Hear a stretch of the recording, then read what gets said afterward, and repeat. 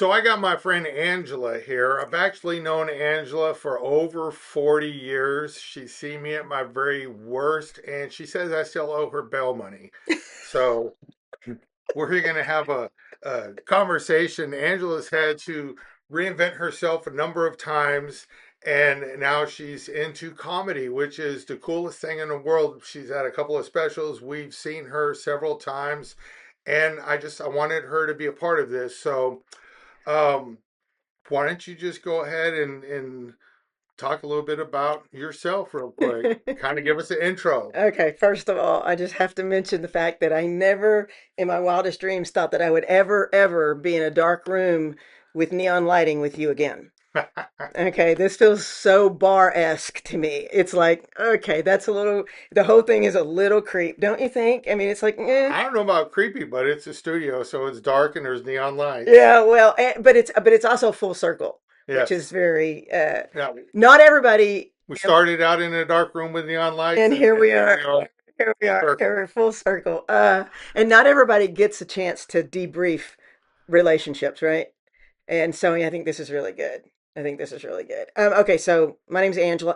Okay, my And name. you knew me when I was creating job security for police officers. Oh God, you were just a disaster. You were such a disaster.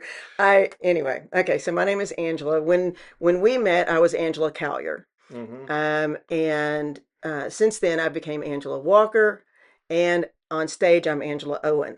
So I like to keep things compartmentalized. Okay, I have identity crisis. Okay, is what I've So, got. which personality are you today?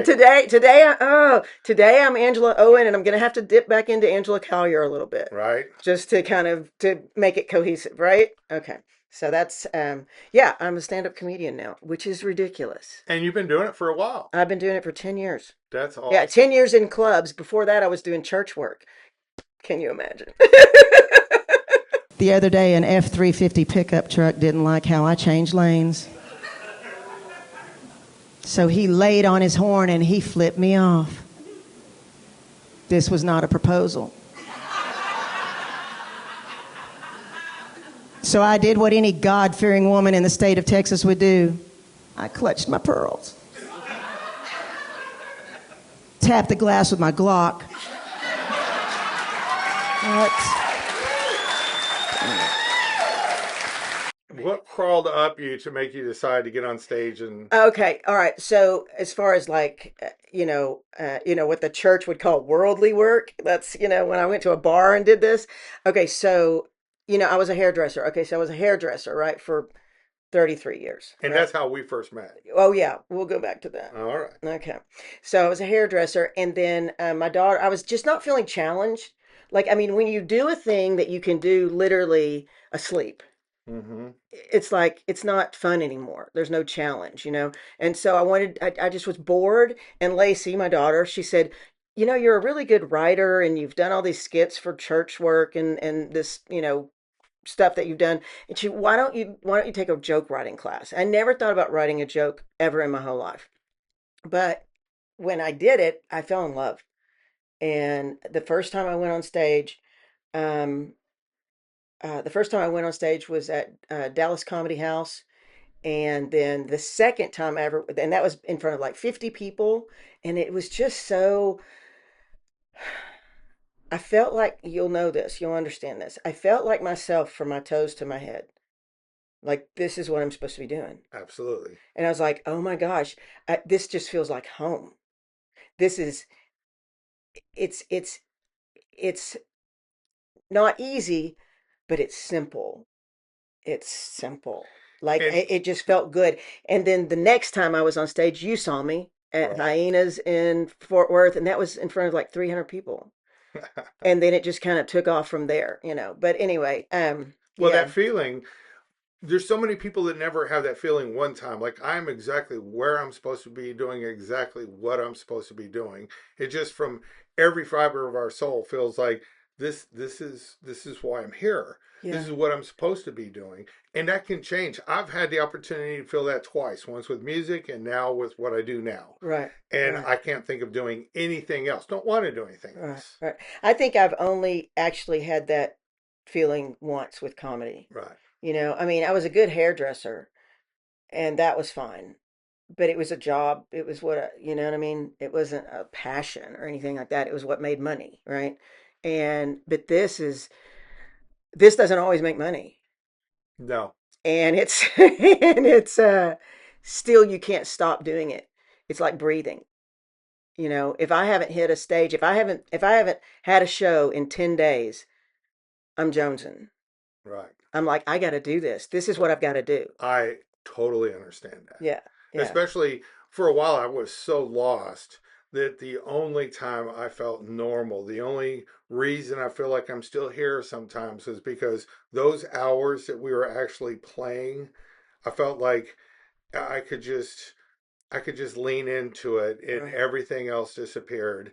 And it was just me and the people I was with on the stage and the people that was I was with in the audience. And it was like this cool connection and it fed my soul or it fed something. Yeah. Yeah. And when it was over, Oh, it's so everybody was depressing. strung out. It was so depressing. I hated life when we weren't playing. And every time somebody went to jail, a lot of the times me, Yeah. or died, Yeah. which unfortunately happened a couple of times, you're out of work for 6 months while you're putting everything back together and have to Right. get some bullshit job somewhere. Right. And I was never a good employee because I was angry. I felt like this is failure status. The fact that I'm doing this right now pisses me off. And so I was a bad Right. employee. Right. And they're Right. like, hey, Right. try to be grateful for the amount of money you're making. And I'm like, no, this is I'm bullshit. not supposed to be an ordinary person. I'm supposed to be on stage. Damn it. I'm a star. Yeah, I Yeah, know. I know. And it's not like that. You don't like I mean, I don't walk around going, "I'm a comedian." It's not like that. But if it is the thing that feeds you, if it right. is the thing that feeds you, there is no nourishment anywhere else. So, how about this side question? Okay. How do you feel about LED lights over the old conventional heat lamps that we used to stand under? Because it was Uh, always like, you get so sweaty while you're playing. You're up there moving around. uh, And yes, you do, but you could get sweaty just standing there with those lights beaming on you. yeah, Almost yeah, yeah, get yeah, yeah, stuck yeah. there. LED has saved me during menopause. Right. That's what I would say. And I've never been able to drink before going on stage because I would just spontaneously combust.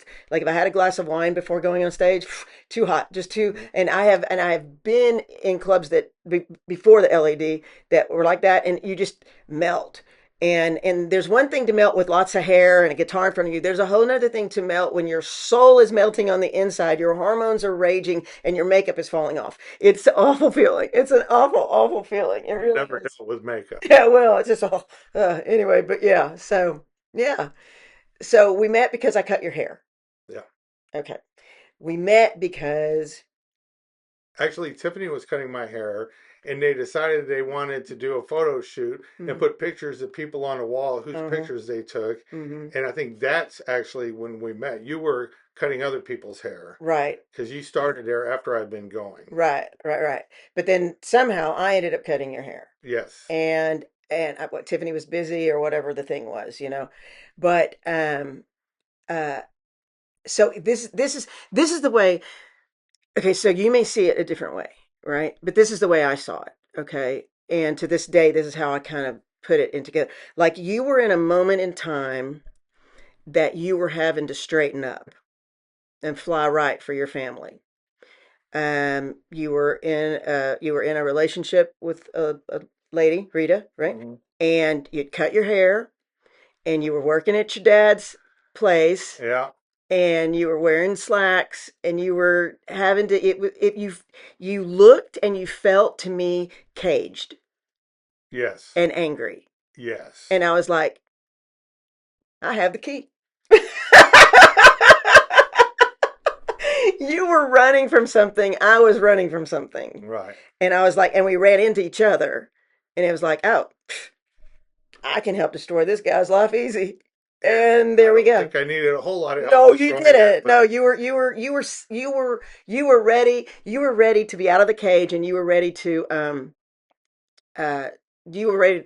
Oh, God, you were ready to fail again. Am I accurate in saying? I mean that's how it felt. no, I think that's pretty correct. Yeah. Did you ever imagine that I'd end up doing what I'm doing today? Okay, that's a weird question because kind of yes. Okay. Okay. Okay. Kind of yes. I didn't know it would be this, but I knew that whatever you were doing, you were going to do it 100%. You were never halfway. If you were failing, you were failing big. If you were fucking up, you were fucking up big. And so the fact that you're doing something good and you're doing it big does not surprise me. Does not surprise me. What other way is there? Well, yeah, that's I am in agreement. I mean, we are extremists. I'm in total agreement with that. But um, the fact that you would be helping people was not your kind of thing before. You were helping self. I was helping self. You were helping self, hurting self. And I spent my time around people that I thought could also help myself. Yes, I yes, was pretty selfish and self-centered, yes. but I thought I was a good guy because I never hit a woman. Right. And I told them they were pretty and held the door open for them. But Exactly. it ended there because after that, it was, what is your What name? Does what it matter? what let's see, what did we write on your parking space? Oh, I don't even remember that. I spray painted on your parking space at your dad's place, asshole. Oh, And it was you were the only person that ever parked there. And nobody could get it off. They tried to power wash it off. They tried to do all that stuff and I was like, "So yes, you were an asshole." That's I imagine I was. Yes, you were. Yes, you were. But like I said, the fact that I mean, but that was a long time ago. It was like in another world. It was over 40 years ago. Yeah, I mean, that's a whole nother world, right? Right, And so, I mean, the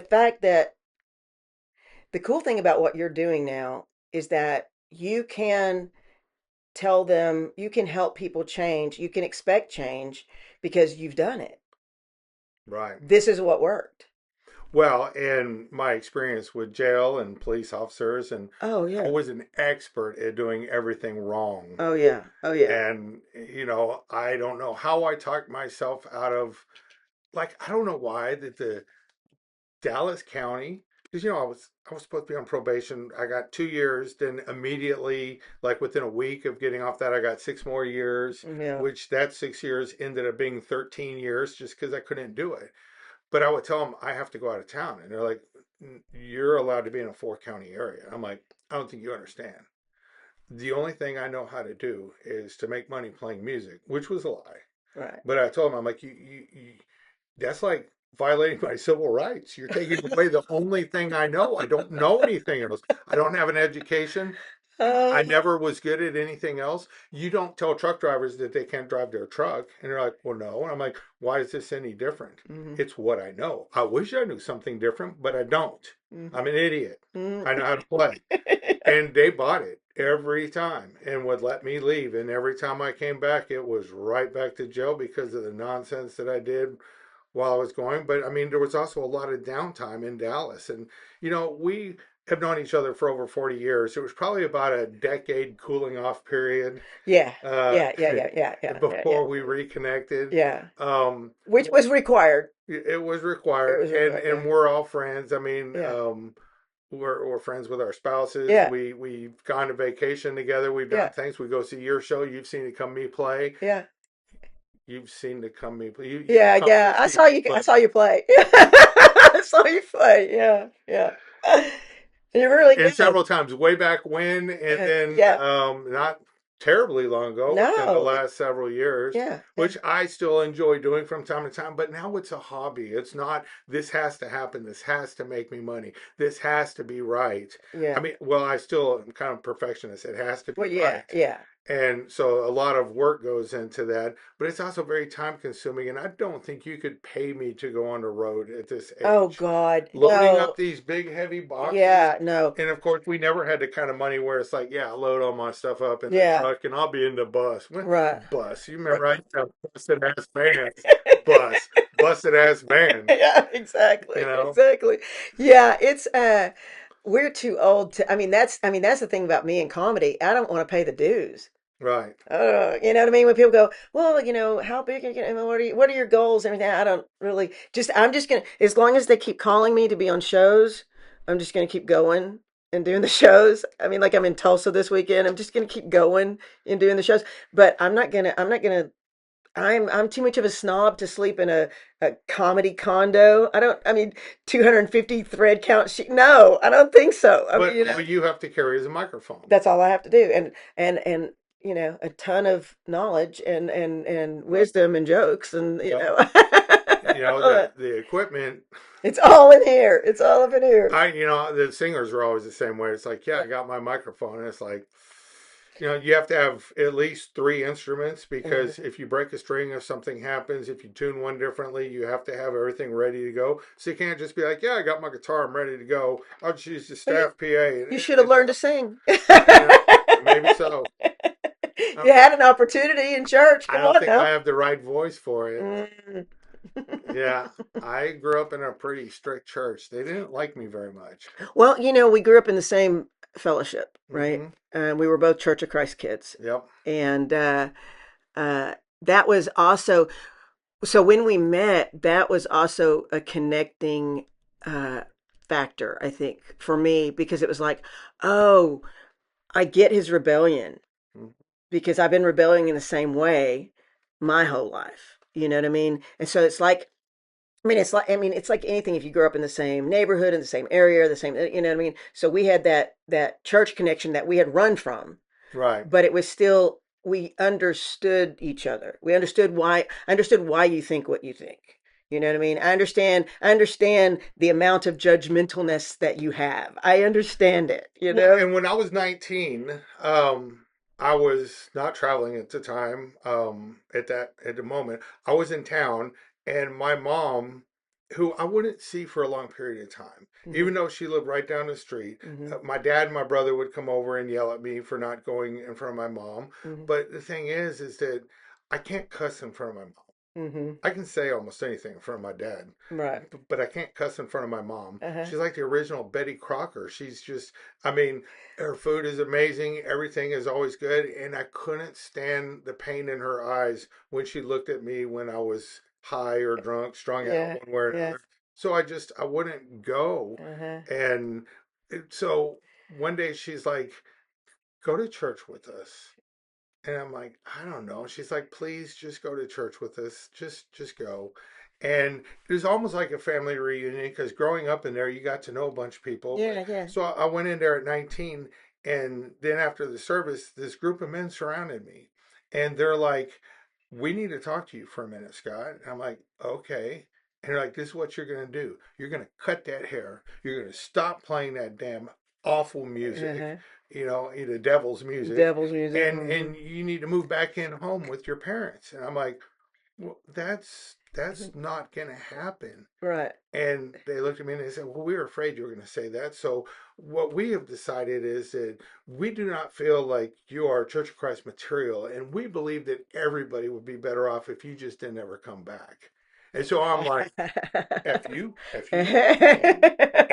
Yeah. And I was pissed off for years about that. And I mean, do you think that your parents like knew that was going to happen? They had no idea. Okay, okay. They So didn't they know. weren't like taking you into the lion's I den. think I finally told my mom about it in the last couple of years, but I had never said something to him because I knew it would just, I already caused him so much pain. I didn't need to cause him any more Yeah, pain. I mean, here you have the Norman Rockwell family that yeah. looks like the perfect picture, and then you got me.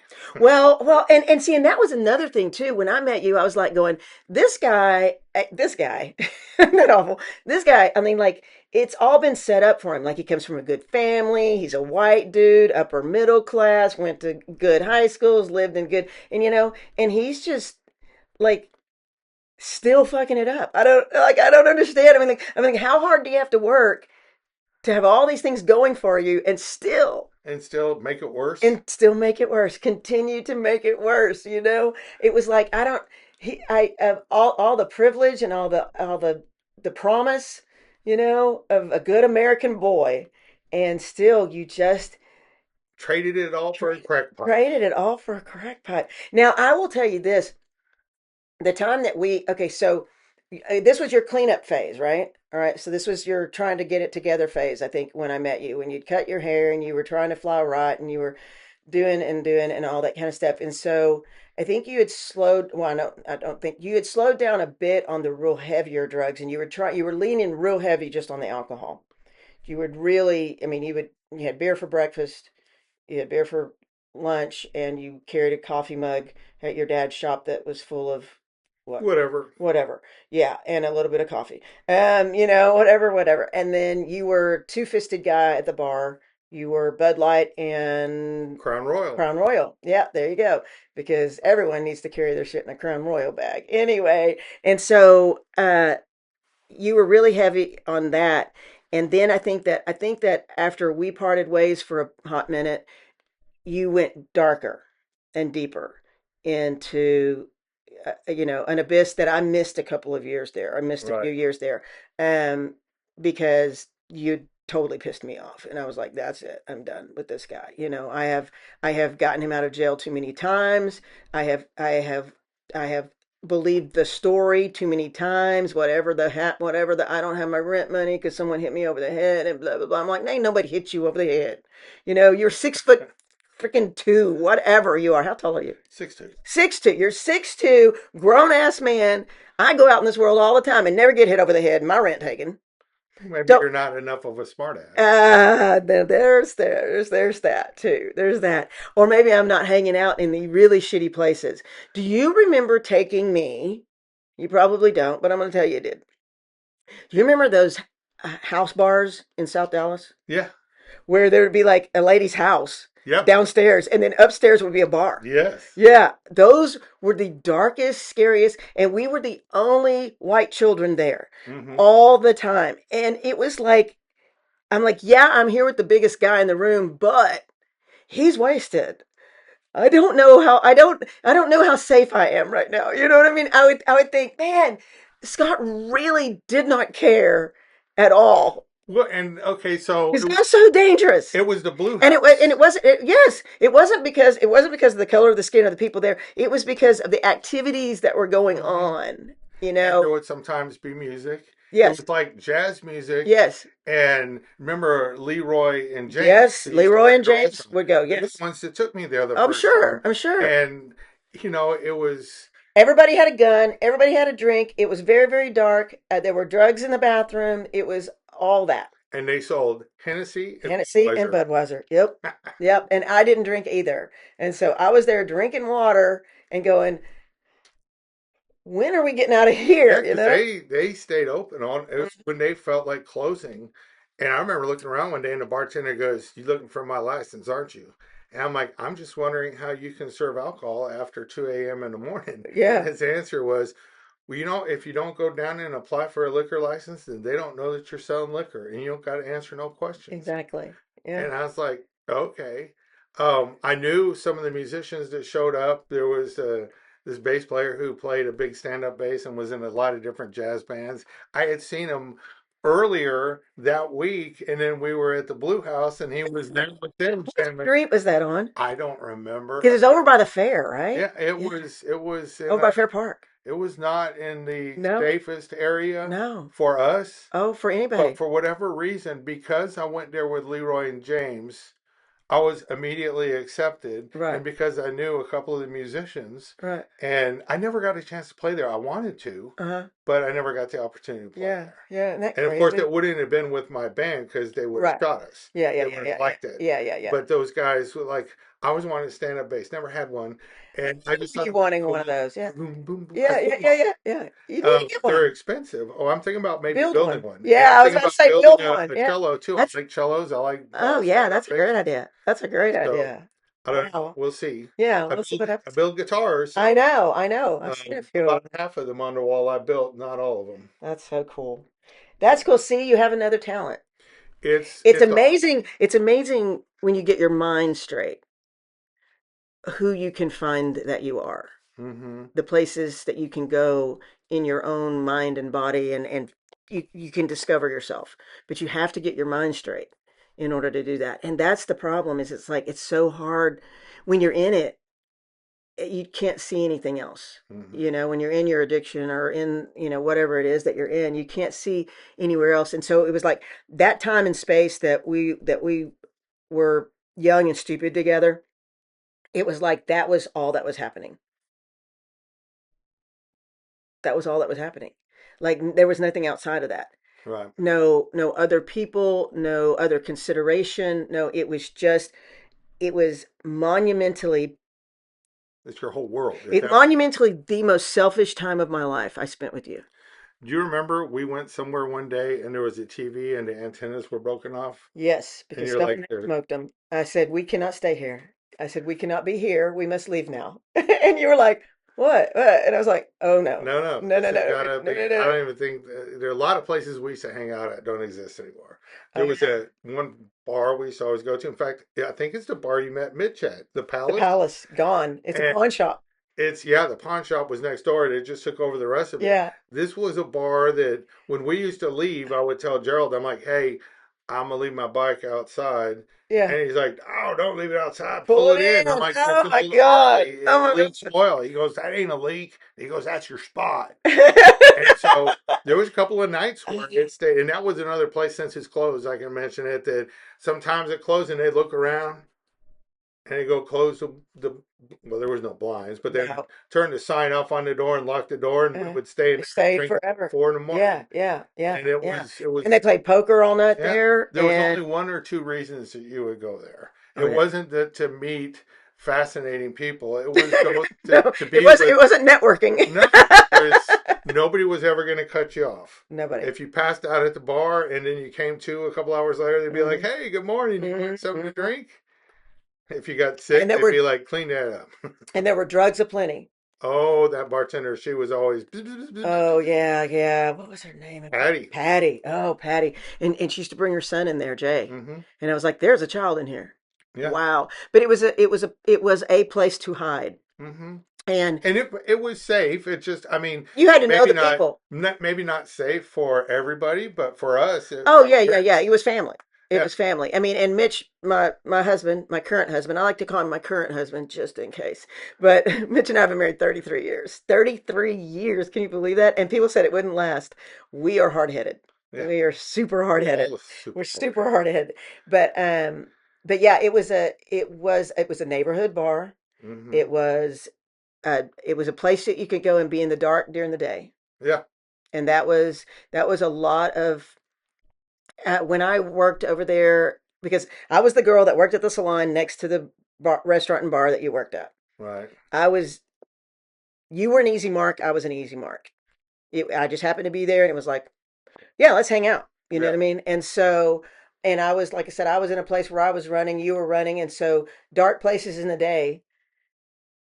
Oh my gosh. And no, I mean, it was that place. It was the other place, the Leave Me Alone place. Oh yeah. That was, On Greenville Avenue. on Greenville Avenue. Those were my two favorite places. The Yeah. Palace, Palace. which was anything but a palace, Oh God. and then the Leave Me Alone sports The bar. fashionable Buckingham Palace on the edge of Yeah. North Dallas. That's what Mitch would always call it. Yeah. It was, and Leave Me Alone was kind of downstairs. Uh-huh. It was Right across from that 7-Eleven over by it was a setup bar too, where they yeah. sold you beer, wine, and then soda and ice, but you could bring in your own bottle. Yes, yes. So you They had a could couple of just pool tables and it was yeah.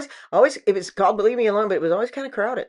And it was another place that was not necessarily safe for everybody, but very safe for me. Yeah, yeah, yeah. Same. I And mean, it was just, it's like therefore I mean, I just slipped into your life mm-hmm, and it was just I was with you and it was okay. You know what I right. mean? But as soon as we parted ways, like those were not places I went anymore. You know what I mean? Like that was not a thing I could do anymore. Because they weren't ladylike. They didn't have clean bathrooms. And no, I started dating Mitch and I had a new project. I was cleaning him up. You were not cleanable. I was not You were cleanable. not cleanable. And so You tried for a while. I was like, what? You tried for a I while. did, but that was my addiction. My addiction was fixing people. And Mm-hmm. so I was like, he's not as moldable as I had hoped. Uh, he's he's more stubborn than that. And then Mitch was pliable. He was pliable. Isn't that awful? I love my husband so much. I love my husband, Mitch. I love you so much. Anyway, I'm looking into the camera now. I'm not supposed to do that. No, you look into the camera. Yeah, but anyway, but yeah, it was a moment in time. And when we reconnected, the thing that Well, first of all, you'd had some time in by that time. By the time we reconnected, you'd been sober for a minute. Oh yeah, I You thought you know, were talking about time in jail. no, no, no, God, you'd That had too. so much time in jail. That was a whole, good Lord. I mean, there for a number of years, you spent more time in than out, right? That's what it felt like. Yeah, I mean, that's what it looked like too. Yeah. It was always, I mean, I never dealt with a Bell's bondsman until I met you. And It's that like a was, pawn shop for people. yes, exactly, exactly. Give me $200 and he's free until blah, blah, blah, whatever. And I'm like, every time I'm like, well, that's just $200 I'm never going to get back. Okay. All right. I've blown that money again, you know? And it's terrible. Uh, but it's like, why didn't I have a limit? Why didn't I have this idea in my mind of, okay, this person's worth $1,000. Once I've spent $1,000, we're done. You know what I mean? Why didn't I have that? Would have burned through that quickly. I know we would have burned through that really quickly, really Do quickly. you remember when I rented a little house in Mesquite, and when I realized it was on Gross Road, Oh yeah. and Oh it my was gosh. right next to the police station. When I realized that was a police station, I'm like, wow, I'm close enough to the police station that I could walk home I if I can had just to. walk home if you And have to. about a week or two later, I was given that opportunity. Yes. And Yes. about halfway back to my house, you drove by Yes. because I didn't know anything. They just came up and always said, "Hey, it's time to go." I'm Yeah. like, all right. Uh-huh. So I Uh-huh. get up, put my shoes on, leave, Uh-huh. and Yeah. and I'm walking home and going, well, I shouldn't have said that, but now I'm getting to walk home, and then about halfway there, all of a sudden you drove by, Yeah.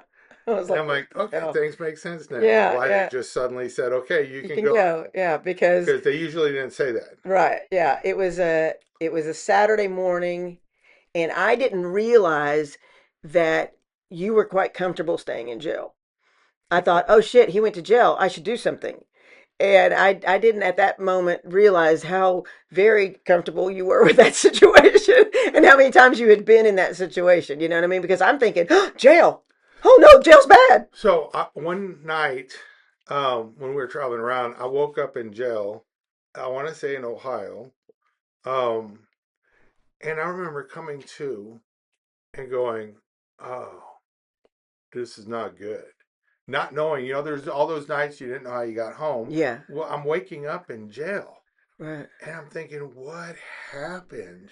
And I'm looking around trying to figure things out.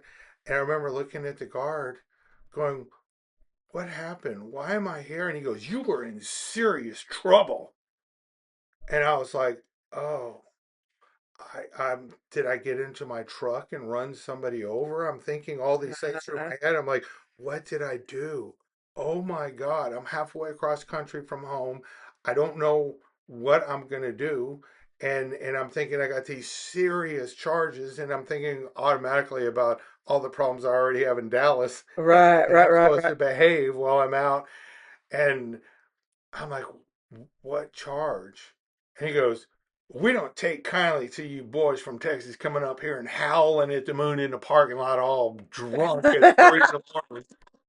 And I'm like, I huh? And disturbed he the goes, peace. public intoxication is serious. Oh my gosh. And And I was you're like like, going, oh my God, public thank intoxic you. public intoxication is a Tuesday. I don't I mean, understand. a couple hours, couple $100, Yeah, yeah, yeah, let's yeah, yeah. see. Now I can roll over and go back to sleep and wait for you to call my name. Right. But he wanted me to feel scared, which I was until I realized what it. I'm like, oh, that's Nothing. nothing. You caught me on a good day.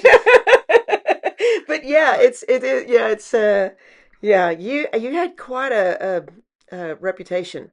Well, I And was lucky a and lot of times I got like a public intoxication. That's all there was to arrest me on because we'd already done whatever drugs there were right, to right, do. right, right. It's not like I was fiscally responsible and always, I need to hold on to some of that for tomorrow because tomorrow I'm going to be like, no, man, we got to do Oh, it. oh God, that's not how drugs work. That's not how That's not it how works. drugs work. That's the thing. I don't I've told this joke. I think I actually wrote this joke for a thing that I did for y'all a few years ago when you were running Solutions of North Texas. And y'all had an art thing, and I came and performed, right? Yeah, it was And a big banquet in our yes, yes, yes, yes. And I did, and I wrote the Costco joke. I said that there's no, Cocaine. We don't shop at Costco for cocaine. We don't stack up. We don't store up. We don't, because I mean, you got to go back the next day. You got Right. you got a daily shop. You got a daily shop because you're going to do it all. You're not buying a 2 week supply. And if you did buy a 2 week supply, then that's just going to be a real long night. Yeah, it's That's gonna just going to be go a real away. long night. And especially, I mean, and the thing is, okay, so this was right, so uh, you know, crack, which I prefer to call, cooked Freebasing. cocaine, freebasing. That was, I mean, like 1980s, early 90s. That Hmm. was that was just really so prevalent in Dallas, and it was such a Everywhere. and white people had started doing it. You know what I Yeah. mean? Because it was significantly an urban situation at first, but then when we figured out that you just add a little baking soda and you can cook it in the microwave, it became less dirty, it became less gross. You weren't in an alley, you were you were in your mother's basement or whatever, you know what I mean, you weren't in an alley, you were at a friend's house, but there was nothing social about that situation. There was nothing really, so you know what I mean, because No. it became, it overtakes you, right? And so there's nothing. And I was prepared because I had done those drugs before I had met you, right? Mhm. And I didn't want to go back there. I didn't want to do that again. But you were dabbled in before, and then you started dabbling in again, and that's what made me that's what made me run scared, because I Right. was like, I don't want to do that again, because that's really hard to quit. It That's really hard to quit. And takes and and everything you got. and I don't like having to do something again. When I quit smoking, and then like 10 years later, all of a sudden I started smoking again for like, and I'm talking about cigarettes, for like 3 years. And I hated myself so badly because it was so hard to quit the first time. Right. And I was like, why the hell would I do this again to myself? Because it is so hard. And I think that people don't realize, when someone has tried so many times, that try is exhausted. That Hmm. try is so exhausted. And they just, I mean, when people give up, it's not usually the first time No. because they've just given up. It's because it's never worked. But you always hear the story about the guy who decided he was going to stop smoking, And threw then, his cigarettes away, broke them all in half, oh yeah, and never touched it again. oh Then yeah, there's the rest of us who ran back to the trash can and tried to put them all back yeah, together. exactly. OPCs. You I'm know. just smoking other people's cigarettes now. I'm not smoking my own. I'm smoking other people's. And that's, and I was like, as long as I don't buy them, I'm good. But I'm smoking everybody else's. This is ridiculous. It's not like I'm not smoking, but it's like buying cartons of cigarettes. Hmm. I never bought cartons of cigarettes because I was going to quit. Right. So I just bought them a pack at a time. And that's how Coke worked too, gram at a time. You know, 8 balls a better deal, It is. but you got to have $325 to make it. Well, and my thought was always, I just you need a do little. that, you keep 1 gram, you do that, Mm, you sell the rest, you put $100 in your pocket, and you have enough to buy more. So you never run out of cocaine, and you always got a fresh $100 bill in your pocket. I right. tried that so many times, it never worked once. No, no, no, And no. then It's it like all. gambling. It's like gambling. I mean, it's like going to the casino and saying, okay, all my winnings I'm going to put in my right pocket, and only my left pocket is what I'm spending Right. until the left pocket runs out. And then you're like, oh, well, I just got this. It's still mine. It's still mine I'm now. just going to put it in the other pocket. And, and all the games that you play with yourself. But okay, the cool thing about what you're doing now, to me, is that you're you're explaining to people incarcerated, uh, that all those games you played Right. can work to your advantage. Absolutely. All of that hard work you put into getting high and staying high Hmm. can work to your advantage now, and you can channel that in a different direction because you have this ability. Well, and we look at the skills and everything because I'm a big fan of Napoleon Hill's The Mm-hmm. 15 Laws of Success. Yeah. And then there's different people like Zig Ziglar took one of the laws, Mm-hmm. his whole balance wheel thing Mm-hmm. about keeping everything in balance and made a whole career out of it. Right. And people spend a ton of money to learn this stuff. But the reality is, and this is one of the most understood things, this is why so many of the programs out there are so bad, Mm-hmm. is because very smart people are developing them. They understand the chemicals in our brain. They understand reward centers and this and that. They don't understand that my world fell completely apart and I'm beside myself and I'm emotionally compromised. So I'm either going to swallow my gun or I'm going to get high. Yeah. They've never understood that piece of it. And when they look at our behaviors, they tell you everything you know is wrong. Everything you've done is wrong. You have to start all over. You have no marketable skills and you're a felon. So you're going to struggle for the rest of your life. And then they taught us you're going to relapse and come back to jail anyway. So if you behave, maybe you get a little more free time. Mm-hmm. So there's no hope in that. No. That's what you call being institutionalized. Mm-hmm. Believing you're going to come back, because if you believe you're going to come back, then you're going to start reoffending immediately because you want to make sure you got new stories. You have to live off your memories or whatever, or Right. however long you're going to be locked away this time. Right. And so it's perpetuating. And then we get told that there's no good jobs, even though there's a list of companies that will hire a felon. Mm-hmm. Um, Sometimes it's entry level jobs only. There's Mm-hmm. no real room in that company to grow. You Right. can get an entry level job, but we don't want to be stuck at minimum wage or a little bit over forever. And so one of the examples we use in the program all the time is, in the class that we do in the jails, is thinking about waking up with no job, no car, no money, and no dope. Somewhere I found myself on more than one occasion, Mm-hmm. but somehow getting 20 miles to and from the dope house with all the dope that you need. And everyone would be like, well, you're manipulating people, you're being dishonest. True, I am. But let's look, that's a complex issue that might take two or three or more people to help me solve. And yet we solve it over and over. And one of the skills is we've learned how to talk to people in a manner that they're best going to accept what we're saying and Mm-hmm. act on it, potentially pull their money out and help us with it by using their own money Right. to go, meet our goals, which is to go get drugs. Right. And so they're like, no, that's corrupt. The whole thing is corrupt. And I'm like, actually, It's how networking. many times have you walked into a business and they've been completely rude and you're like, oh, I don't want to go there. They don't even know how to talk to people. Uh-huh. And if our strategy isn't working within a millisecond, we adjust the strategy. We're looking for any kind of sign, any Mm-hmm. body language that tells me what I'm saying is starting to work. Mm-hmm. And so I know to go that direction. Right. And so we know how to do that. The kid slinging dope is running a multi-million-dollar company with customer acquisition, retention, product supply. There's a regulatory force trying to shut him down, which is the police, because Right. yes, it's corrupt and illegal, Right.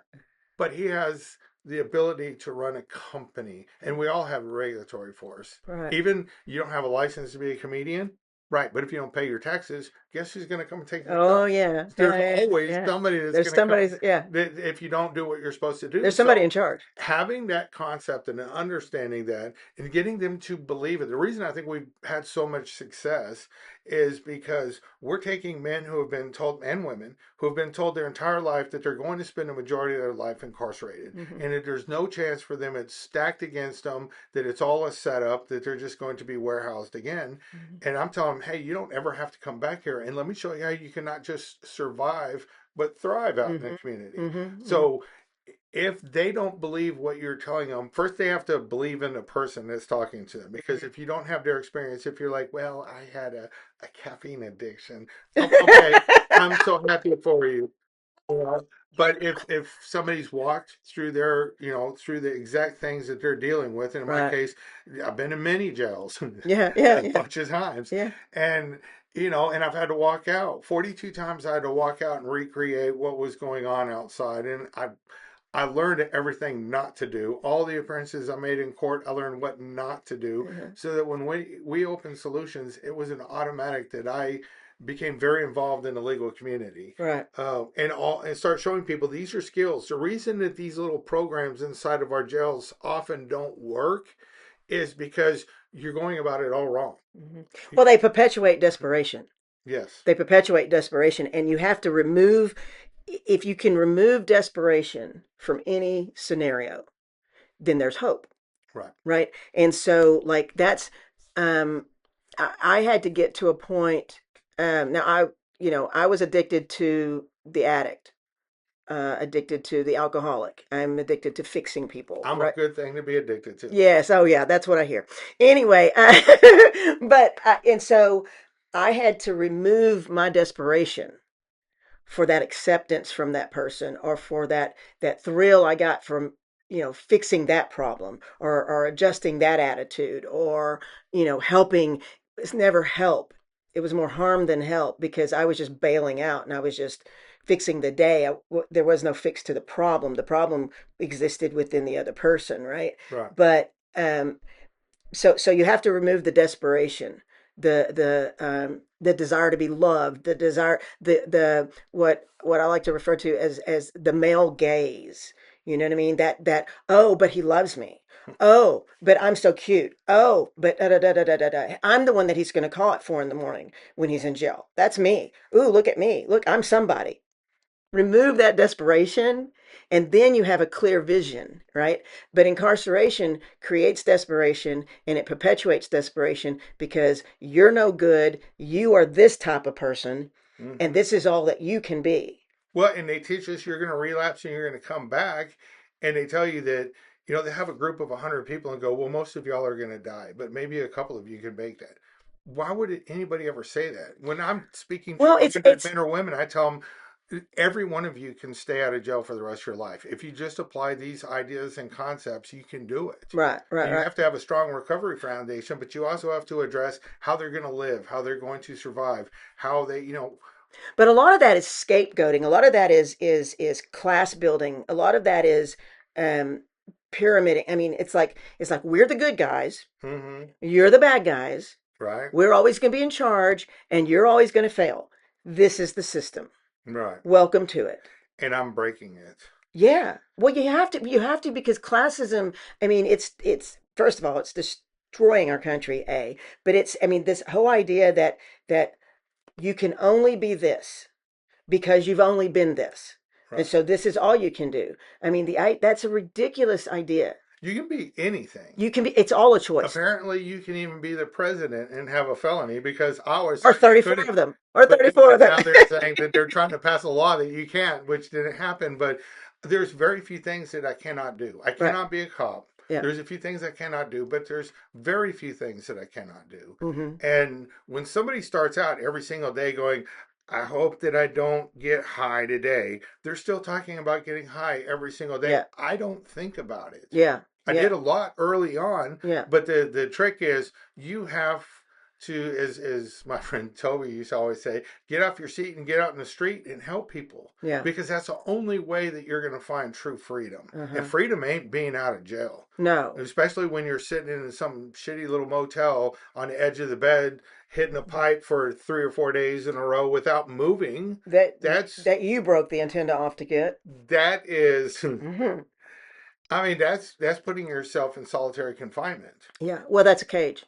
And right. That's a cage. And you're going to spend so much time angry, because you're chasing a thing that's uh, not obtainable. Right. And I You was know. angry for so Oh long. yeah, you were angry. One of the questions that we talked about was that you were going to, like, ask me if there was one word to describe you back then, and angry.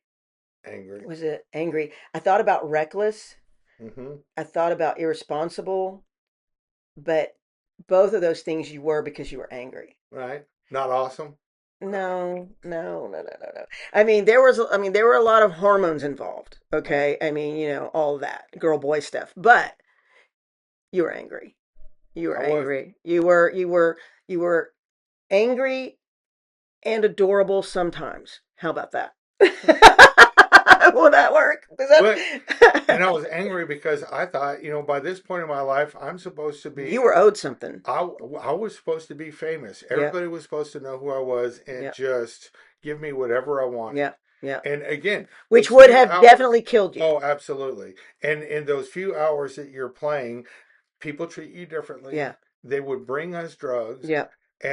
But the moment you walked off, nobody's giving you any drugs and nobody's telling you how cool you are. Mm-mm. Nobody is throwing themselves at you. No. You're just somebody in Walmart. Yeah, you are. I was somebody last night. I was somebody last night. Yeah, that last show that y'all came to with the filming. I mean, it was such a great experience for me. It was just, the audience was there. Everything was just clicking. It was great. Y'all were on the front row. You and Leslie are such a great front row audience. I mean, first of all, you're not a big laugher. Eh, Leslie is, but when I can get you and you actually let a laugh out, I'm like, I've accomplished something because he actually laughed at that. That was really good. I love that. But it was such a big night, and it was hard to even get out of the bed the next day Mm-hmm. because the depression, as high as the high is, the Right. low, the low is so low, and you have to know where to go to fix that. Right. And for entertainers, a lot of times where to go to fix that is drugs, right?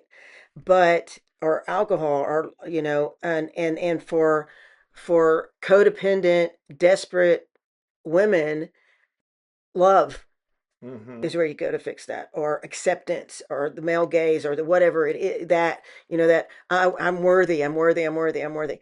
But learning how to deal with that in entertainment in the last 10 years for me has been um, such a growing for me, such a learning for me, such a maturing for me. All of a sudden, I'm enough Right. just cuz. Oh, you find out from within. Yeah, yeah, And yeah, it's important, balance is hugely important. I mean, yeah, like I said, Zig Ziglar made a whole yeah, career out of it. absolutely. Yeah, yeah, But yeah. it's so important because if I'm working 90 hours a week, everything else is suffering. If I'm working too little, everything else is suffering. Hmm. I have to have time for my relationships, Hmm. both with my wife, my family, friends, and I Hmm. have to have some downtime for myself, Yeah, and yeah. not 10 hours a day. Right, right, right, But right, right. I need to have hobbies, and Yeah, I've got a bunch of them. yeah. And one of them building guitars. I built a guitar for a sheriff, Did and you? then Leslie painted his. Well, first she did a burning on it, Uh-huh. and then she painted the insignia of that sheriff's department because this was the sheriff I met in D.C. Uh-huh. And he goes, I was in a room full of sheriffs, and they were all talking about the different things they were doing in their jail Hmm. to teach people. Hmm. And this guy from Alabama he goes, I'm gonna teach my people how to play guitar. I'm like, what? And he goes, yeah. It gives them something constructive to do, and I just think that it changes their outlook. I'm like, that's the coolest thing I've ever heard. I'm like, I want to build you a guitar. And he's like, what? And I'm like, is it okay if I build you a guitar? He's like, hell yeah, you can build me a guitar. Uh-huh. And I heard other sheriffs going, damn, I want a guitar. Uh-huh. And I'm like, put my program in your jail, I'll build you a guitar. So now I'm having to build several guitars for different sheriffs. Hmm. And I build it. My wife paints it. That's so We nice. get the deal because she's great Uh-huh. with art. And I'm building one for a friend in Idaho right now, and it's probably going to be the most beautiful guitar I've ever built. Wow. The artwork is, I kind of pull together and put together what I want it to look like, and I Uh-huh. give it to her, and Hmm. she's able to do the work. I haven't built it yet. Uh-huh. I have to have it done by February next time I'm in DC with him, so I'll have it done long before then. Uh-huh. But I have so much fun building them. Now, Uh-huh. I don't build them to sell Right. because if I did that, then the amount of time and hours that goes into it to set it up, to file all the frets the way you want them, to do it how you think it should be done, again, perfection, Uh-huh. it would cost thousands of dollars Yeah. for it to be worth the time because otherwise you're like, oh wow, I got paid $2 an hour, and I can't sell a guitar for $2,000 to $5,000 because I don't have that name recognition to be Mm. able to do that. And why would you give me $2,000 to $5,000 when you can buy a Rickenbacker or a Fender or But something let me else, just throw out right? just Wisenbaker is a great name for a guitar maker, Yeah, though. I I mean, you got Rickenbacker, you got yeah, Gretsch, I you got a got Rickenbacker right yeah, there. you got Gretsch. I mean, it's a very Germanish name, I guess, Well, Wisenbacher. But when I build them, I give them away. why? Like Well, it. that's because it's a love offering. That's because it's a passion. That's because it's something. It's art, Mm-hmm. and art. Leslie and I were talking about this the other day. Art doesn't pay for a long time. Mm-hmm. Art builds, and it you have to love it, and you have to prove your love for it by suffering. That's why they call them starving artists. Oh yeah. It's not because they're on Ozempic. It's because they are building a thing that is worth more than money. Mm-hmm. And the money will come, perhaps, or perhaps it won't. I don't know. I mean, I'm so old now. I mean, my runway was so short on becoming a secular comic. It may never happen for me, Mm-hmm. but I'm going to love it like it's going to happen. Right. And so, I mean, I think that it's a good idea that you don't sell your guitars yet. Well, and so like that white one back there, the double neck, I always wanted a double neck guitar, but I wanted one that's part guitar and part bass. And the Hmm. idea was I was going to build two of them. And the guy I was playing with also played both That's guitar so cool. and bass.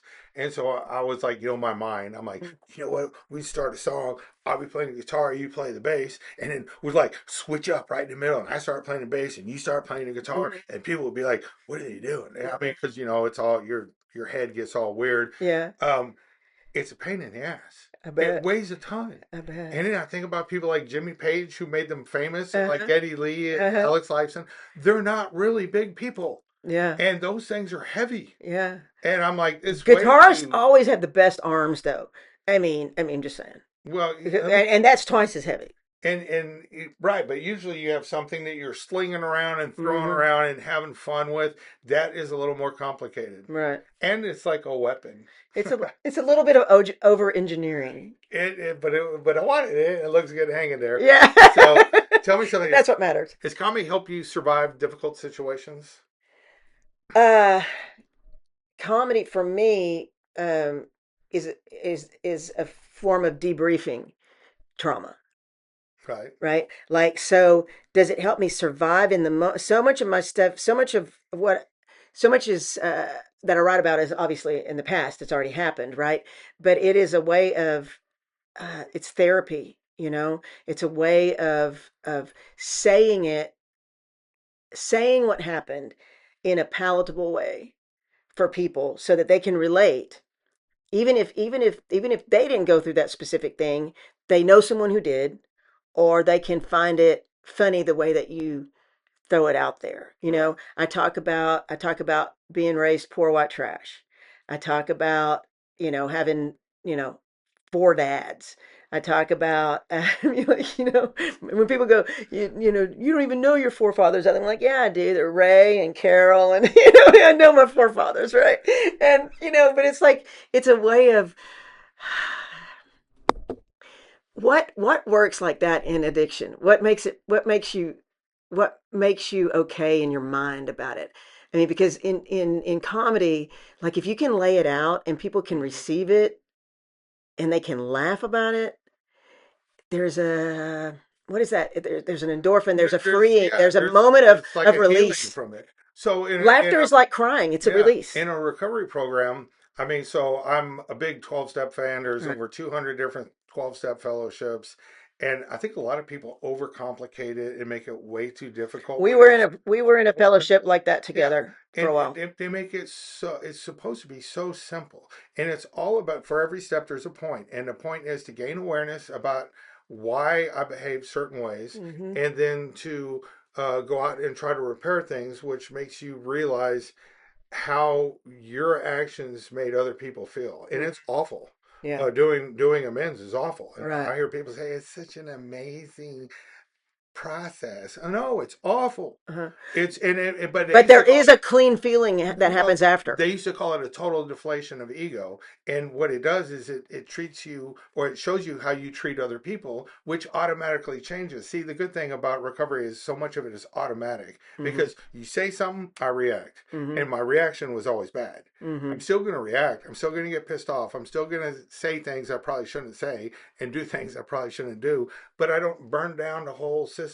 I don't have to go get high. I don't go to the dope house. I don't run to the bar. Right. And it starts automatically addressing as long as I gain this awareness. You got to do the work, gain the awareness, then you realize how you made other people feel, and then you go out and you just try to be helpful to people, Hmm. and it kind of Mr. Magoo your way through life. You're just kind of like doop, doop, doop. I'm gonna try to do the right thing. I'm gonna try to get Right. along. Right. It's so simple. Otherwise, I would never been able to do it. Mhm. And we're over 30 years now. Yeah. So it's in there's a lot of healing, and as I'm talking to other people, every underhanded thing I ever did Hmm.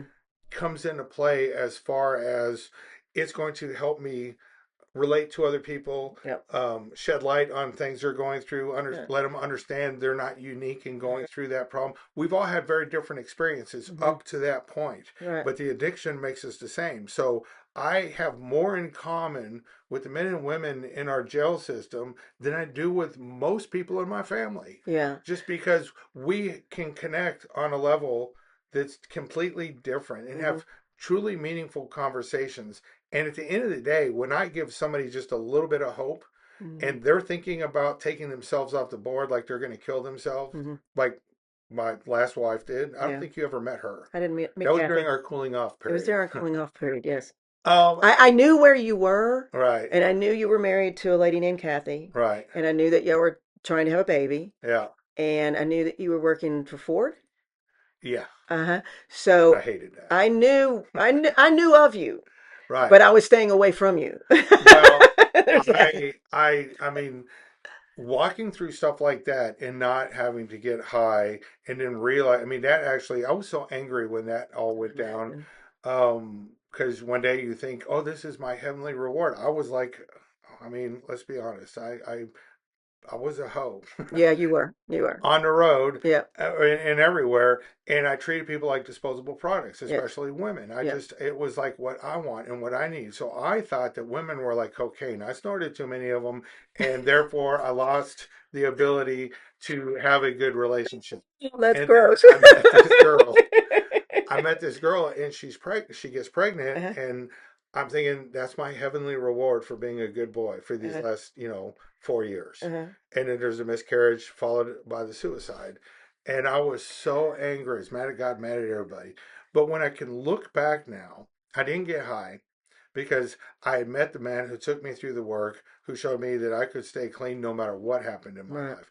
Right. And she's not the first person I lost, first Right. person that close, but we had lost our singer, we had lost a drummer, we had lost different people. A lot of my friends had Right. OD'd, Right. and so my usual playbook was to go get as just ripped as I could Mm-hmm. and try to deaden that pain. And so for the first time in my adult life, my first thought was, I need to go to this little treatment center and go talk to these guys that just got out of jail. Not about what I'm going through, but about the fact that they don't ever have to come back to jail, Yeah. which is news to them. And it, I can look back now because everybody's always like, "There's a silver lining," and I'm like, Mm-hmm. I want to hit the next person that says that. Mm-hmm. And time heals all. Time makes things more bearable. Mm-hmm. But everything I have today comes from that one relationship. Yeah. Because I have friends that said, "Why don't you get out of Dallas and move out here? We've got some extra land out." They inherited land outside of Greenville, Texas, Uh-huh. and like we got a log cabin on back 8 acres that my friend's dad lived in while he built the main house Uh-huh. before they inherited it. So I'm like, okay, I'll do that. And they were doing their thing all the time. So I'm like, you know what? I need to go rent a little house. Uh-huh. And I ended up in this little bitty town called Wolf City. And what I liked about I it know where was Wolf City is. it drops down a little bit. And Mm-hmm. back then, the cell phones, there was no cell service. You could not get a hold of me. I didn't want a house phone. And I just pretty much was there or at work. And that was a really difficult time. But eventually, I kind of snapped out of it more. I met Leslie, who Mm-hmm. was from Greenville, and the only reason I met her was because I was in Greenville. Mm-hmm. I started paying attention to how many people committed suicide that have an addiction, and people started coming out of the woodwork to talk to me about suicide Uh-huh. for help with it. And I'm like, I never advertise anywhere that this is something I want to talk to people about. Right. And it's just everything I have today, being alive, meeting the man who took me through the work because she introduced me to him. Everything I have today is from that one relationship that I was so angry about. I don't know what everybody believes about the divine, right? Hmm. But I believe that we have a creator who goes before us and sets up a path, right? And it's up to us to kind of find it, Hmm. right? But once we find it, then it's already been set up for you. Yeah. Like you can, I mean, you can make the right choice and find the right path, and you look back on stuff. I mean, I feel the same way about so many things. It's like I just happened to be in the da da da da. I was on a date with you when I met Mitch. Yes. So I remember that. and I was like, and then I wasn't on any more dates with you. I was on dates with Mitch. And I'm like, you know, so if I hadn't been there with you, I wouldn't have Right. met Mitch. Right. It's weird how you look at this little delicate looking timeline for things that happen. If we had just gone left instead of right, Right. that would, Yeah. if I had just never met this girl, I would have never experienced that. But that's how it was going to always happen. Yeah. That's how it Yeah. was. Yeah. So, um, what about you being on stage? You ever been on stage completely bombed? Oh, yeah. Oh yeah. Do you know who Ralph Barbosa is? Yes. Local comedians made it Hmm. really big. He's been on Fallon. He has two Netflix specials now. I was on a show with Ralph Barbosa at the Arlington Improv, and I was the only. It's a real urban crowd. I was the only white person on the show. It was all black dudes and Hispanic dudes. I was only female on the show, and I did the wrong set. I did the wrong set. I should have talked about other things. I should not have talked about being a trophy wife and plastic surgery, and I just shouldn't have It talked just about it. it I didn't just did the work. wrong. They did not have me. They were not having me. They were not having me, and it didn't work out very well. And that was the last time I ever worked with Ralph. I was in a festival with him, but after that, but on a show, and I thought, wow, that's the last set that Ralph ever saw of mine, and it sucked so bad. It sucked so bad, and so yeah, yeah, it was. And on the way home, okay, Mitch would tape my sets. Like he would Right. just put the phone down and tape the audio of it. On the way home, he said, "Do you want to listen to your set?" And I was like, "No." And he goes, "You looked great." Always a positive. And I'm like, do not ever say that to me again. Do not ever say what I look like on stage. I said, looking great is the easy part. I do not want to, I'm supposed to be funny. Right. I'm supposed to be funny. If I'm not funny, I'm not doing my job and I don't want to hear it. And that, I was butthurt about that set for probably a month. What's the craziest audience that you've ever been in front of? I was on a show in Waco, and the guy before me was a Vietnamese guy. Cannot remember his name now. um, Out of Austin, and he went up before me and he pissed off the crowd in some kind of way, to where a guy got up and threw a chair at the stage. No kidding. Yeah, and then he kind of exits and I'm on stage next, and I got to cool off a crowd where people have been throwing furniture, and I'm like. Dun, dun, dun, dun, dun, dun, dun, dun, dun, you know what I mean? I mean, let me be sweet and adorable and let you buy it. Right. And that was, I mean, I'd never had furniture thrown at the stage, and that was a night. That was a crazy night. That's crazy. You Yeah. like need a chicken wire in front of you like the Yeah, Blues Brothers yeah, say. yeah, yeah, yeah. And I mean, and at the Comedy Arena in McKinney, at one show, a lady just stood up and started preaching, just stood up and started giving a soliloquy about what I was saying and why I was wrong about it and da da da da and how this is, and I was like, oh, It's like sit okay. down. You're at a comedy Uh, I show. was, Sit I was down. like, I was like, okay, Miss Molly, sit down. I don't know what you're. I'm like, I'm not going to hand you the mic, Right. and you're not taking my check. So but she was, and her husband could not contain her. I mean, she's drunk girl is the worst audience member. Yeah. Drunk girl is the worst audience member. Are drunk lots of girls like a bachelorette party? If Mm-mm. I walk into a showroom and I see somebody with a little crown on or something like that, and a bunch of girls around him, and they have been doing shots. That is not somebody I want in my audience. No. No, not at all. Not at So, all. when did you realize that maybe I wasn't the same person anymore? 2008. 2008.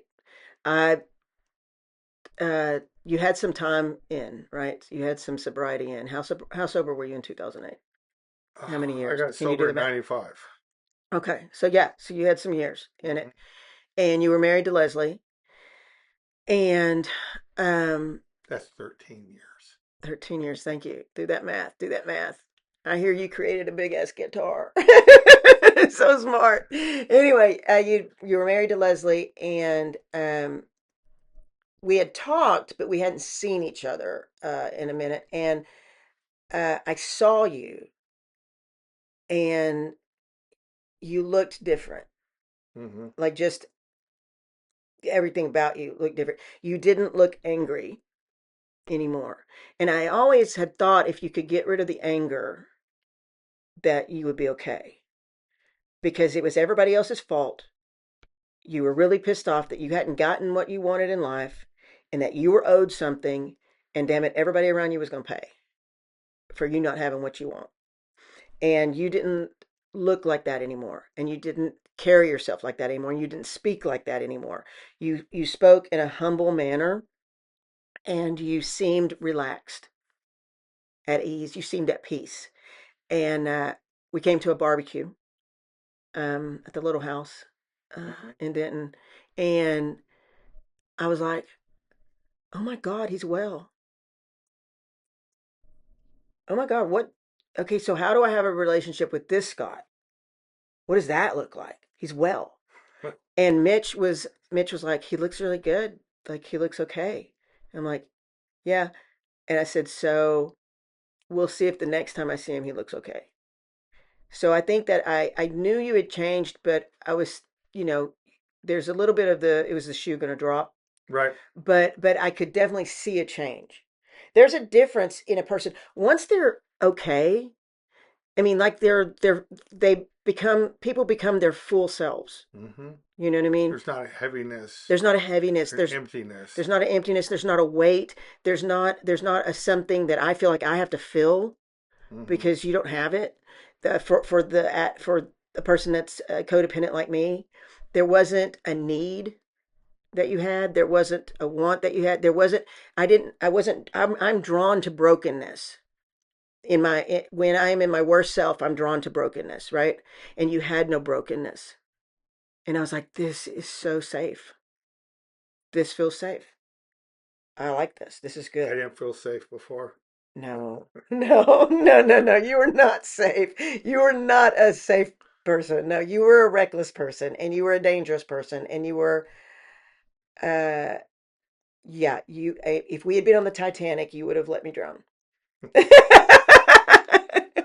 That's a horrible statement, but it's true. I mean, because you were, for I would you, like to say that's not true, but I think it was probably probably thinking true. about how vapid and shallow I was, Yeah. it But the thing is, I would have done the same to you. I mean, was my hair going to get wet? Uh, now that we have in They, common. they Just used don't to get my worry hair so wet. much about Just don't get my hair my wet. hair was always such a big deal Yeah. about how it had to look just right. Yeah, I know. I know. And Well, because appearance is everything. For me, a shallow person with a blankness and I mean zero depth and zero real concern or ability to have real concern, all that mattered to me was what it looked like. hmm. I don't care. Well, all that matters to me is what it looked like. Are you dressed right? Does your hair look right?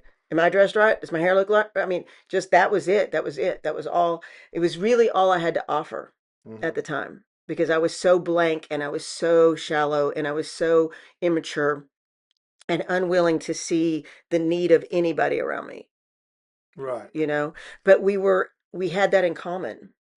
We were the same person at that time. And so the reason we got along wasn't because there was this honest desire to improve the other person's life. No. It was that we just happened to be walking in the same direction. Exactly, exactly. And we both could look good doing it. And that was it.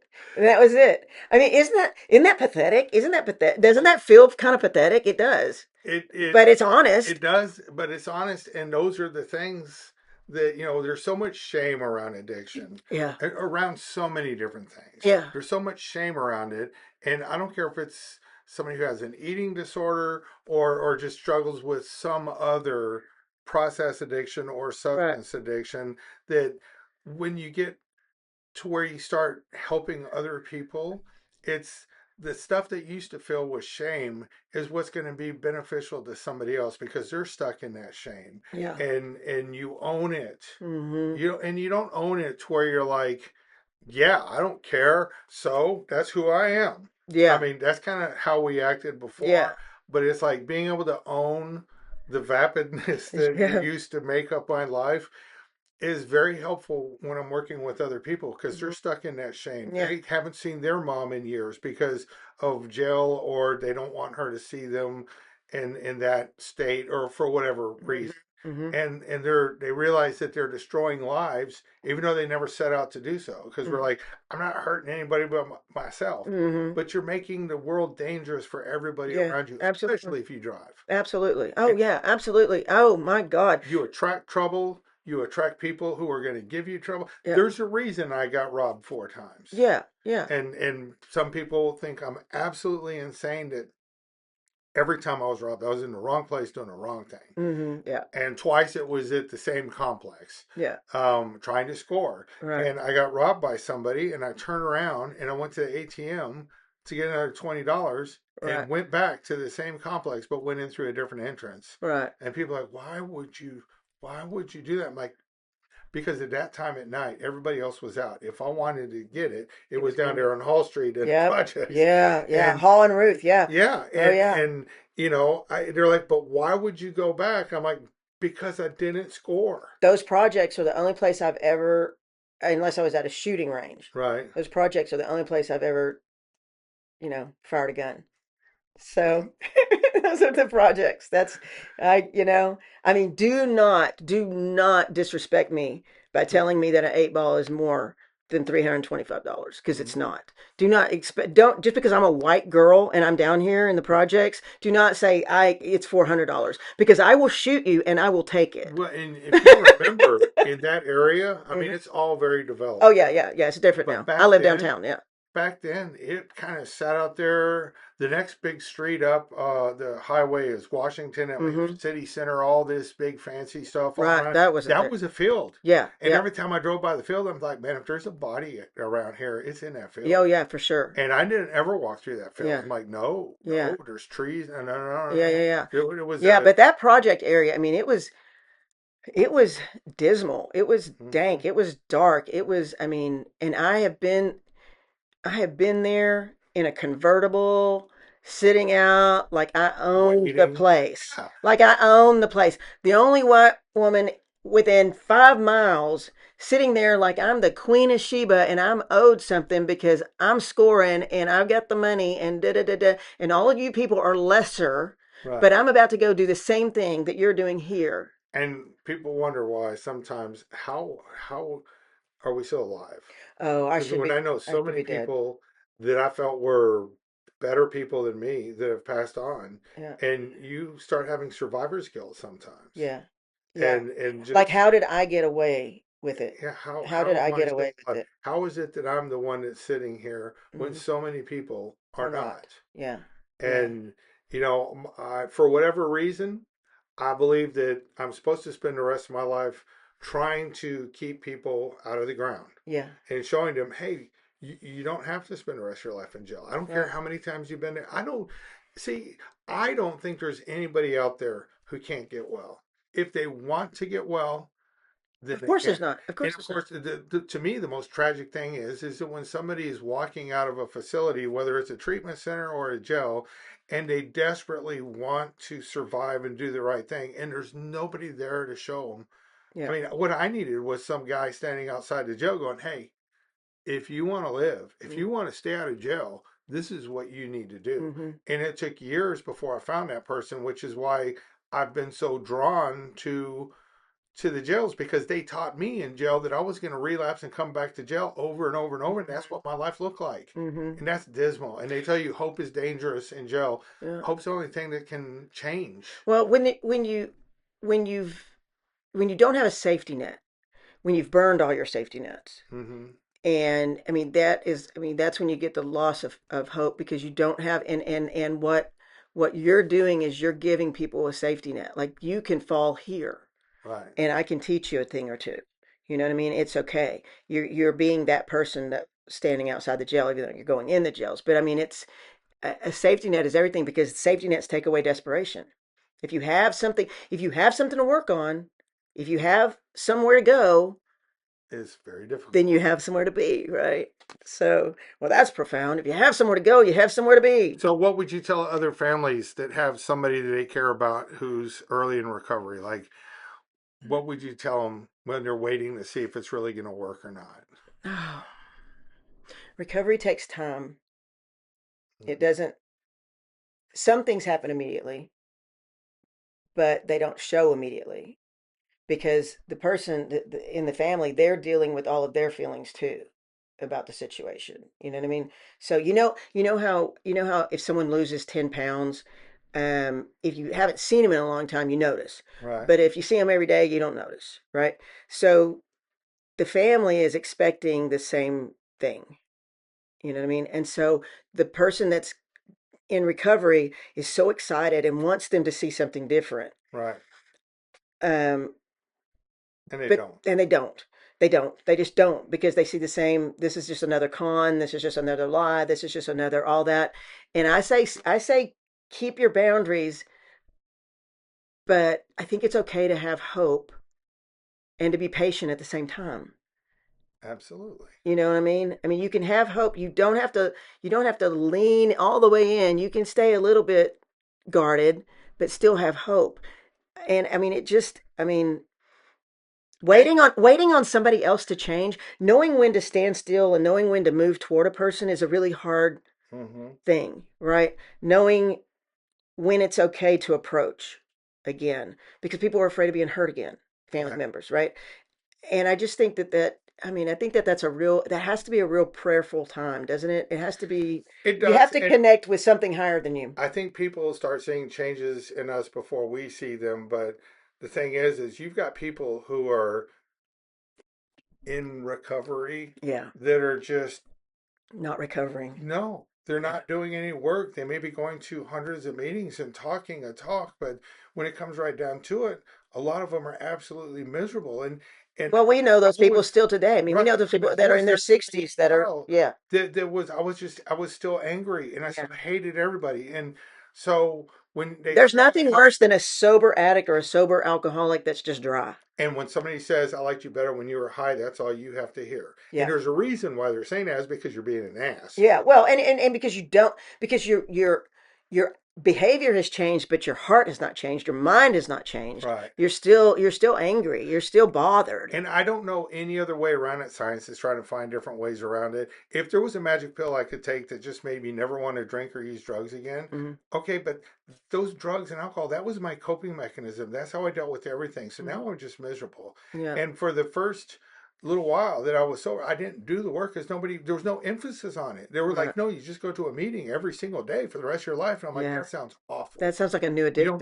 You don't go to church every single day. You Yeah. go once a week. Yeah. You Yeah. But incorporate some. I mean, that just sounds like a new addiction, doesn't it? It does. And look, when somebody actually does the work Uh-huh. and their life starts dramatically changing, they get on fire. Yeah. And but again, balance has to be in place. Hmm. I tell people they need to cut about 4 to 5 hours a week Hmm. for specific time for their recovery. If Hmm. we look at our balance of time, there's 168 hours in a week. Hmm. After you take out, 8 hours a day for working, some hours for traveling, 8 hours a day for sleeping, Hmm. and then some recovery time, 4 or 5 hours, which is going to a couple of places to meet Hmm. with people, work with people, a little travel time. There's roughly 58 hours left over each week Hmm. after all of that of just Yeah. free time that we just burn off, and so we need to balance our time just like we balance our checkbook or Right. our accounts now. Right. But it's if we don't have that balance, then everything's going to be out of whack, and we're going to go back to being miserable. And people who are really recovered Yeah. and not cured Yeah. but recovered, Right. meaning Right. if it was any other disease we would say in remission, In like I've remission. been in remission from my addiction for over 30 years, Yeah. over Yeah. 31 years. Yeah. And one of the greatest fears I had about it was I thought I was going to lose who I was. And I'm like, look, I might be a train wreck, but I like who I am. Right. Right. And I had to remember that I was a whole person before I ever started using, Right. which means that when you take that all out of me, I'll still be a whole person. But when they talk about a spiritual experience, they used to kind of freak me out. I'm like, okay, I've been down this road and I was Yeah. asked to Yeah. leave, and I'm not real happy about this part. And somebody explained it to me that it could be a complete rearrangement of my thoughts. Hmm. And so I came in, I was miserable and I hated everybody. Hmm. And then I did the work and I'm not miserable and I don't hate anybody. Right. Right. Right. Right. And It I just, mostly get along with people. yeah, it frees you up. It frees you up. Mitch, my husband, right? Mitch is a recovered alcoholic. You know Right. that, and he's got 16 years, 17 years now. But I it I didn't know that I would like him once he didn't have that problem Right. because that problem gave me something to focus on. and it gave me something to beat him over the head with, and it gave me something to hold over him. And he had baggage, and I can use somebody with baggage. Right. You know what I mean? And now, just just the living with someone who has turned that around, and they're exactly the person that you actually fell in love with, Right. you know? And it's like, oh my gosh, you are whole. You are whole. And it's so good when you don't have to be worried about the other shoe dropping. When you finally go, oh, this is the new normal. Well, and we Thank worry God about that a for it. lot too. I spend a lot of time waiting for the other shoe to drop. Like at any moment, the police are going to come through the door. They're going to take me back to jail for something I forgot about, or just whatever, something they never figured out before that they Uh-huh, figured out now. uh-huh, And I just, for the longest time, I mean, getting pulled over. It used to freak me out. uh-huh. Now I'm like, hey, do you know why I pulled you over? Because I didn't have my cruise control set and I was probably going too fast. Yeah, But I also understand the worst thing that can happen is I'll get a ticket for why ever I got pulled over uh-huh. unless I run my mouth, which I Right. used to have a real bad. I Yeah. could complicate the most simple traffic stop and turn it into a big deal, Well, that's because you had a grudge against everybody in the whole freaking world. I mean, like it was, especially law yeah, enforcement. but you just, I mean, you were just, you had a chip, a really, really big chip. You know what I mean? And yeah, just, I mean, once you can be free to be okay with everybody, then the world is your oyster. You can do anything. Well, and if I just try to get along with people, if somebody truly doesn't, and I've come across in the last, since I've been clean, there's Hmm. about 5 people I just absolutely cannot get along with. Hmm. And I've tried. I'm so glad I'm But off that list now. I mean, there was we had a city manager for a couple of years, and city managers don't stay anywhere for very long, usually about 3 to 5 years.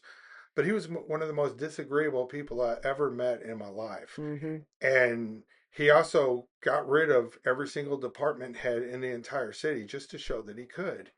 And Yeah. he had a certain idea and concept about me, and I made the fatal flaw of telling him you're wrong. Hmm. And so it was tense there for a minute because city manager has a lot of power. Yeah. And I did Obvious. everything in my power to try to get along with him. He was never going to allow that to happen.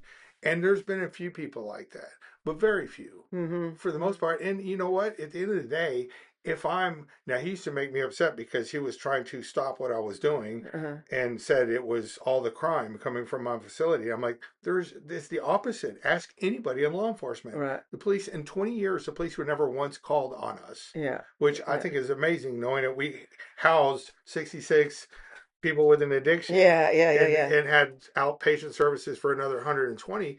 But it's if somebody doesn't like me because of who I am, some people are going to just think I'm too blunt, I'm too whatever, Hmm. rough around the edges. Right. I'm never going to lose my edge. I'm who I am Right. unapologetically. If Right. they don't like me, then that's their problem and not mine. And I just don't worry about it. Yeah. Well, not everybody is like in comedy. Not everybody is your audience.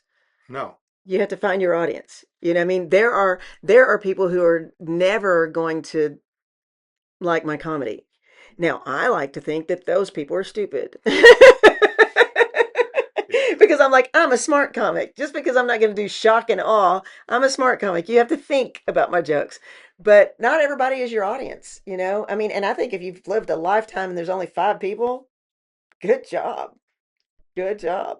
So we've known each other 40 years. For Hmm. most of that, I'd say we were friends Yes. with the cooling off period Yes. where we were anti friends. Uh-huh. Um, what makes a friendship survive decades? Oh my gosh. Okay, so I looked at this question on the email that you sent me, and I didn't look at the next question. Okay, I just looked at this question, and I wrote down forgiveness. Hmm. And your very next question was, how do you learn to forgive?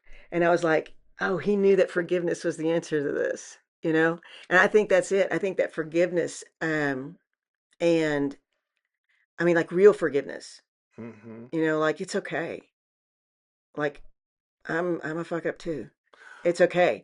And I think that is what I think that is forgiveness and the ability to laugh itself.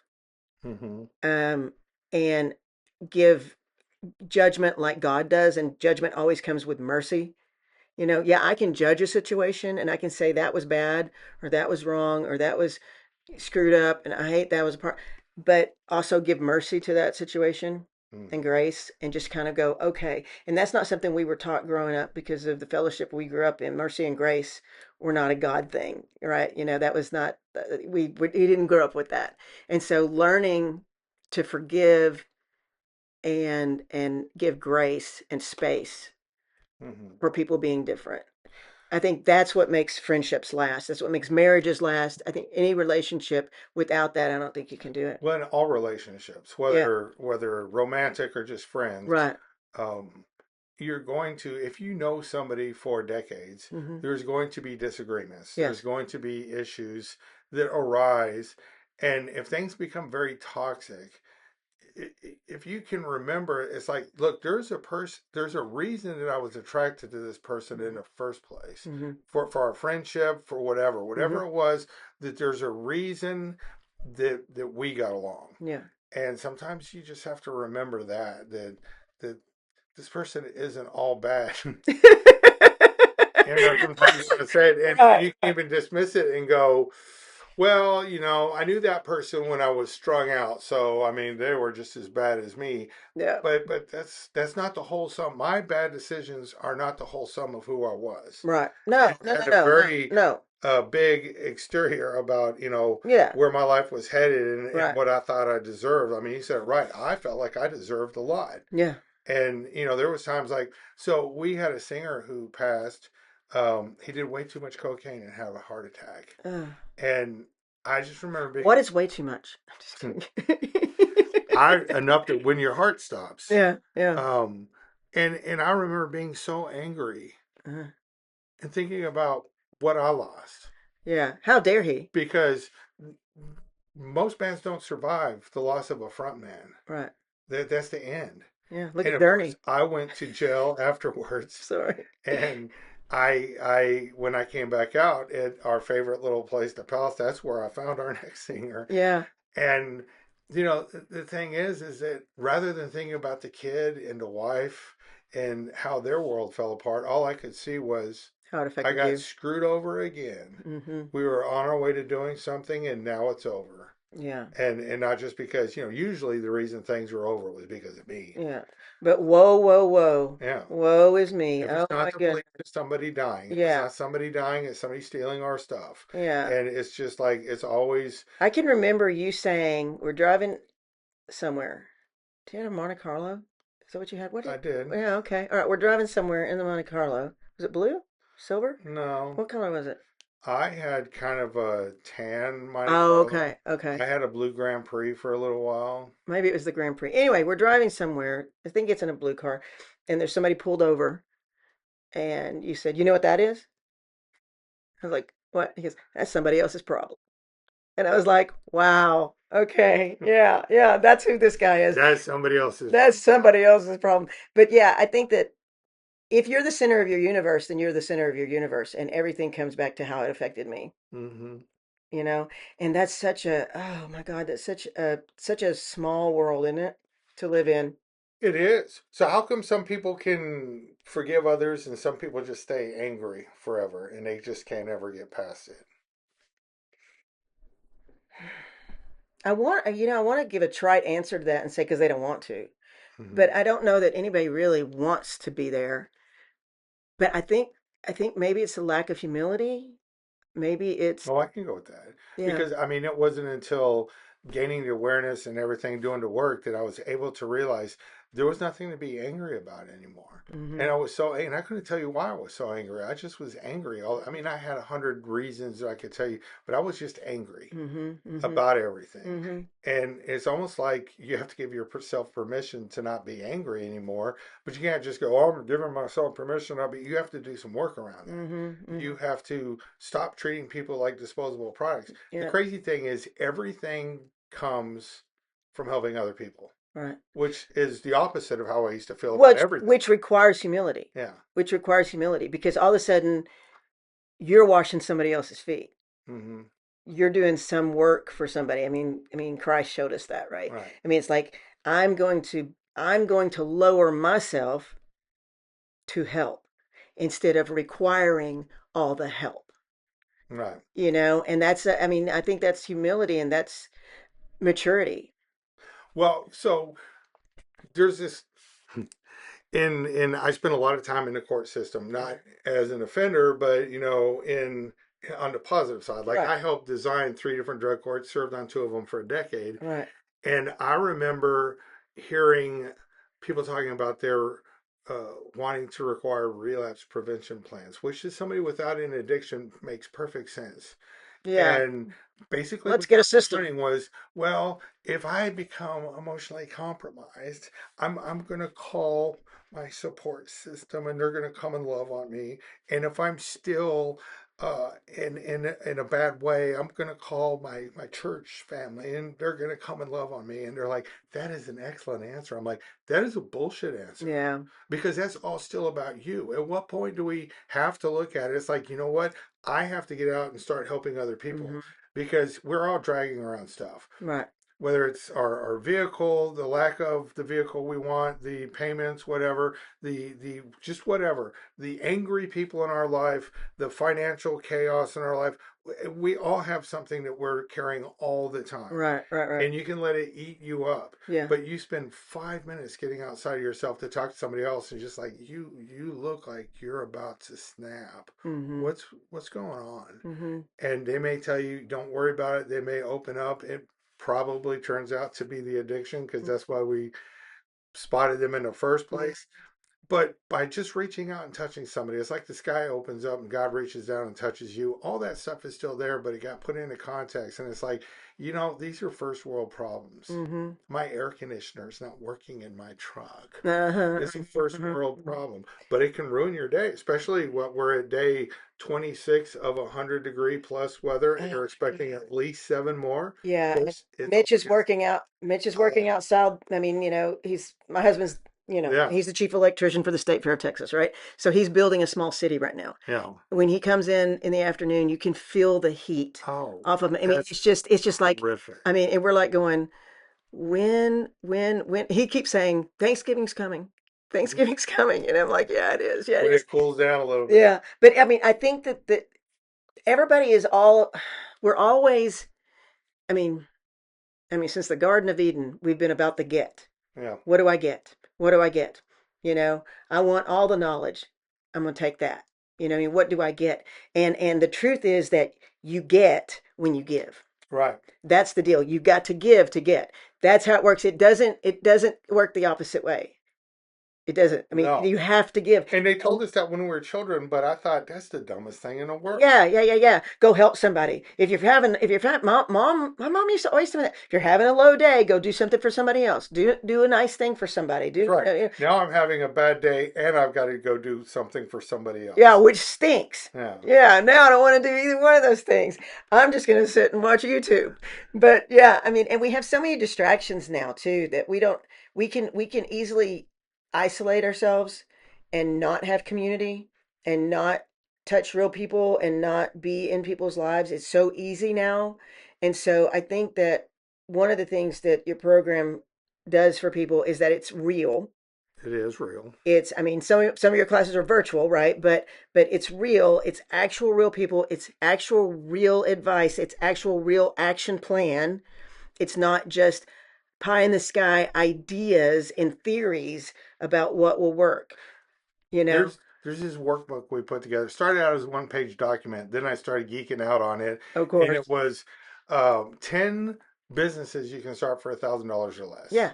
And now it turned into a 164-page book with 19 different businesses, and it walks you through the whole first year, how you find your first customer. It's all felon friendly, and it's all stuff you can start with almost nothing.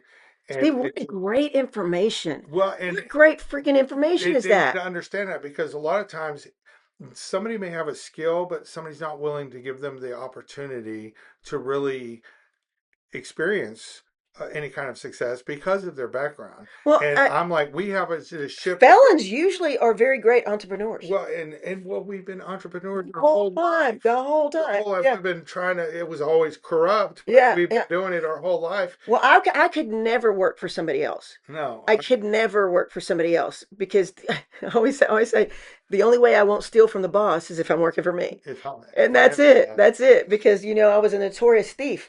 And so it's like I I have to do something that's mine. And so many people with addictions and alcohol problems and people that have been in and out of institutions and everything like that, they have that same self drive.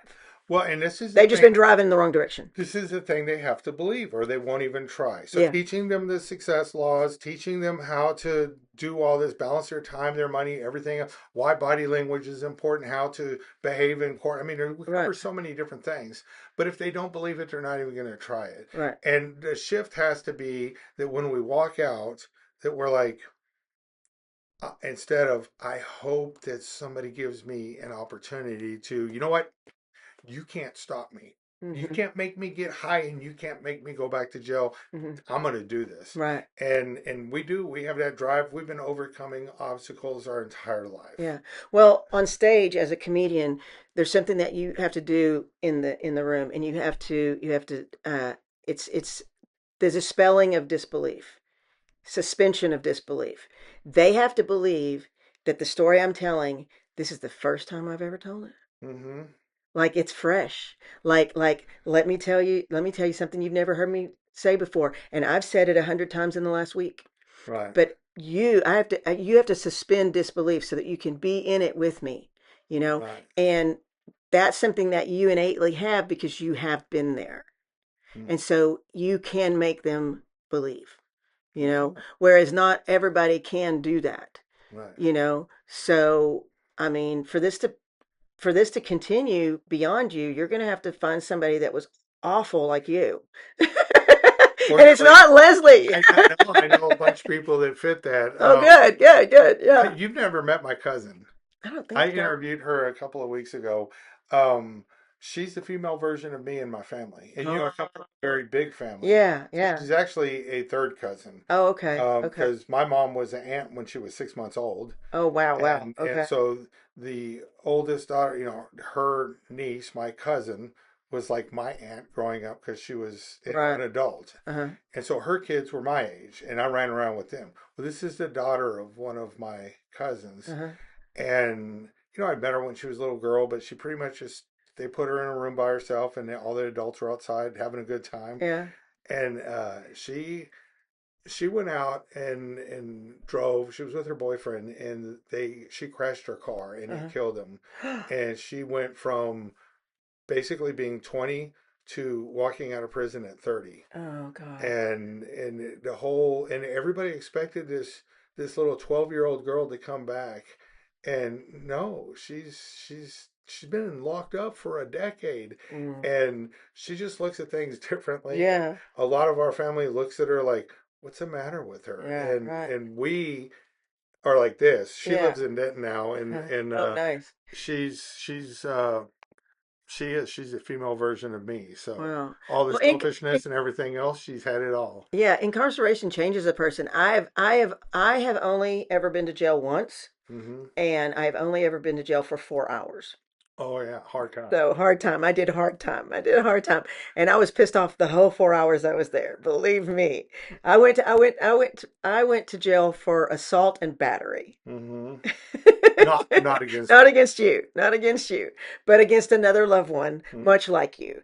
And yeah, it was. I was so angry, and the person that yeah, Mitch, the person I hit, the person I threw a fit about, couldn't help it, man. Hmm. he he has a disease, Yeah. right? And I was not willing at that point to accept any of his bullshit anymore. So when he called the cops on me, I was like, "You are kidding me right now! You are kidding me right now!" He goes, "You're going to jail." He goes, because I slapped him. "You're going to jail," and I was like, "You are kidding me!" Cops came to the house, and one of us had to go, and it wasn't his drunk ass. because I was the one that assaulted. Yeah. And so Well, I you went to probably jail. admitted to it too. Yeah. Oh, Did you oh, slap him? Hell yes, I yes, I did. did. Of course, and he deserved it. And the cop said, "Well, someone's going to jail tonight, and it's you."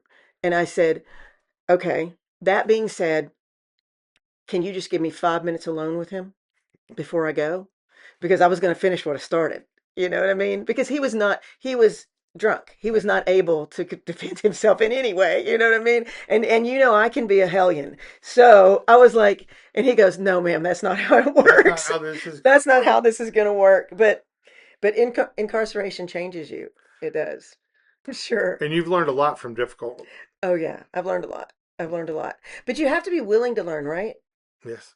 I mean, you have to be willing at some point to absorb something So instead of repelling everything. if you had the opportunity to go back in time and talk to us as young people, what would you say? You know what? I wrote that down. Can I look at that right Yes, quick? you Because I do. wrote that down because I thought that was a great, great, great question, and I don't want to screw it up. Hang on. I'm going to find my pages. One moment, please.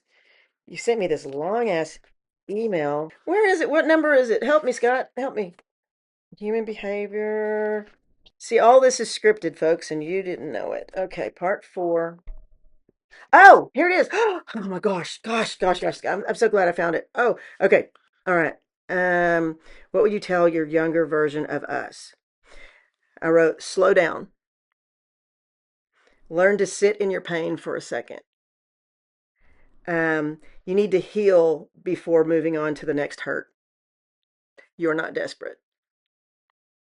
That was it. I don't know if that's profound or not, but the thought of we were never giving it a moment to heal. Right. We were just continually opening up a wound, reopening a wound, reopening a wound, and reopening. And you and I were doing the same thing that we had done a million times over with each other. Right. And it's like if you just stop for a second, just stop instead of perpetuating more pain, instead of constantly making it worse. Just stop for a Stop second making it worse. and stop making it worse. And oftentimes going to jail will give you that stop. And that's why your program works because you're meeting people in their stop. Right. They're forced to stop. They're in the middle of a consequence that they can't just explain away. It's there and they're living in it. Yeah, and they can't on their own get out. Right. Yeah. So let's go back to comedy. Okay. How you get started?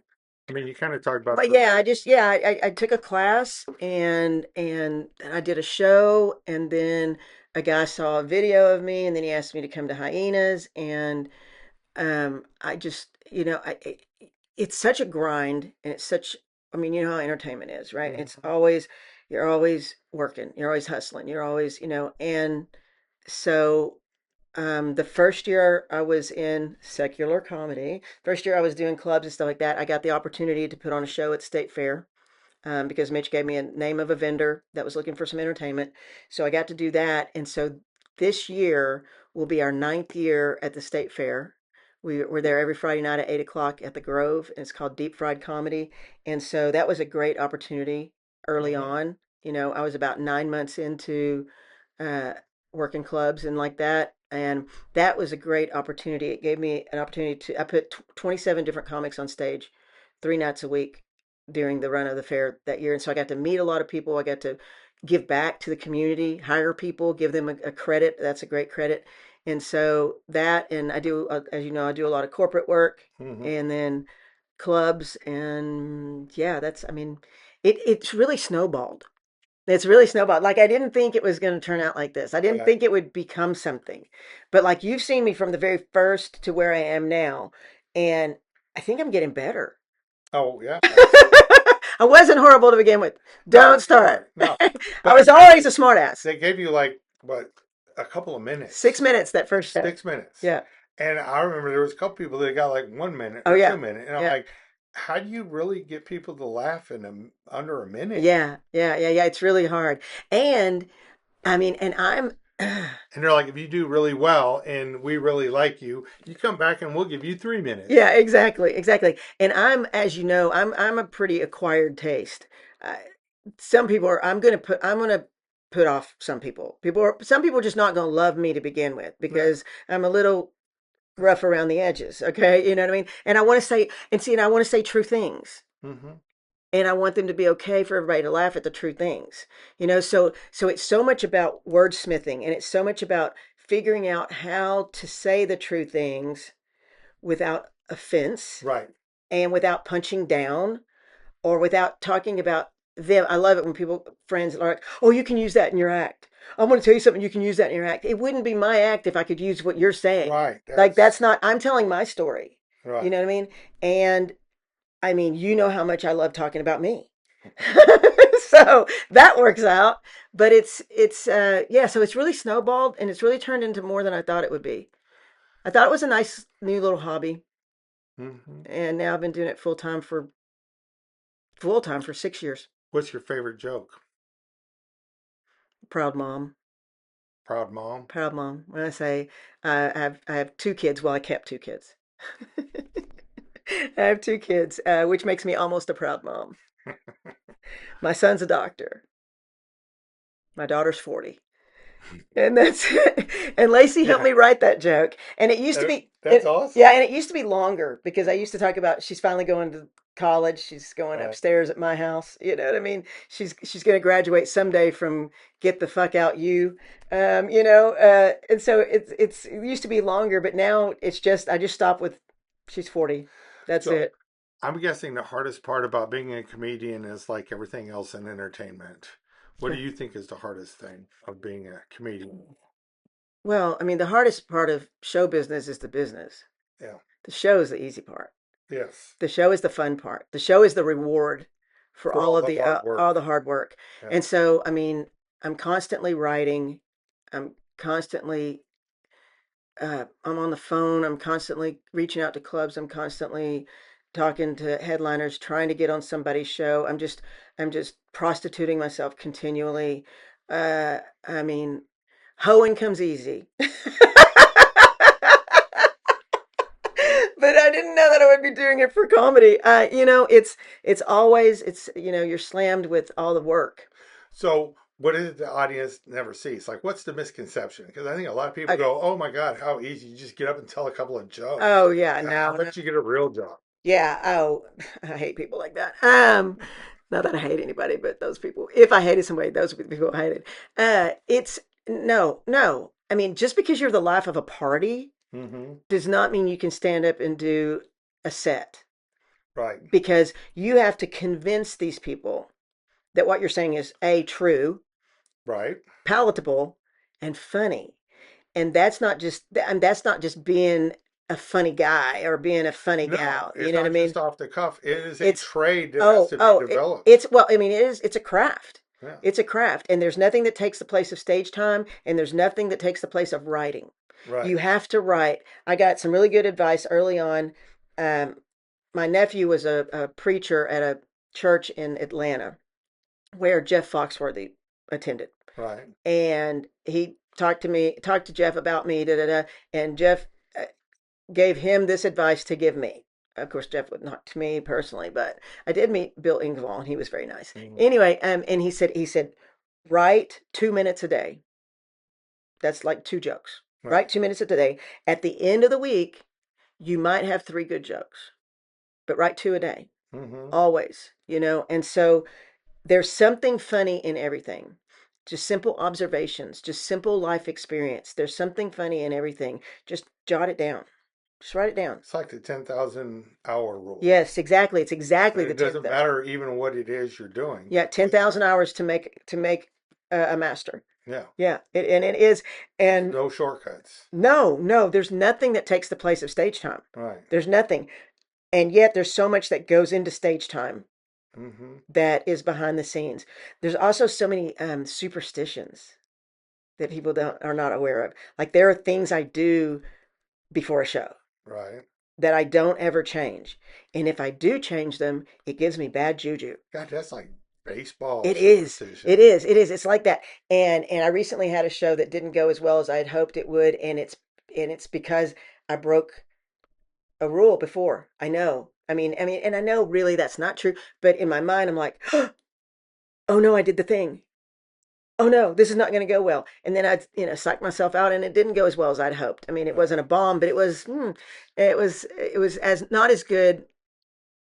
I mean, because you've been at really good shows where everything that I'm extracting from the audience Mm-hmm. is fully being milked to the hilt. Right. They are laughing at every single punch. They are hitting every single time they're hitting it. They're hitting it. They're hitting it. And that's because I'm creating that, right?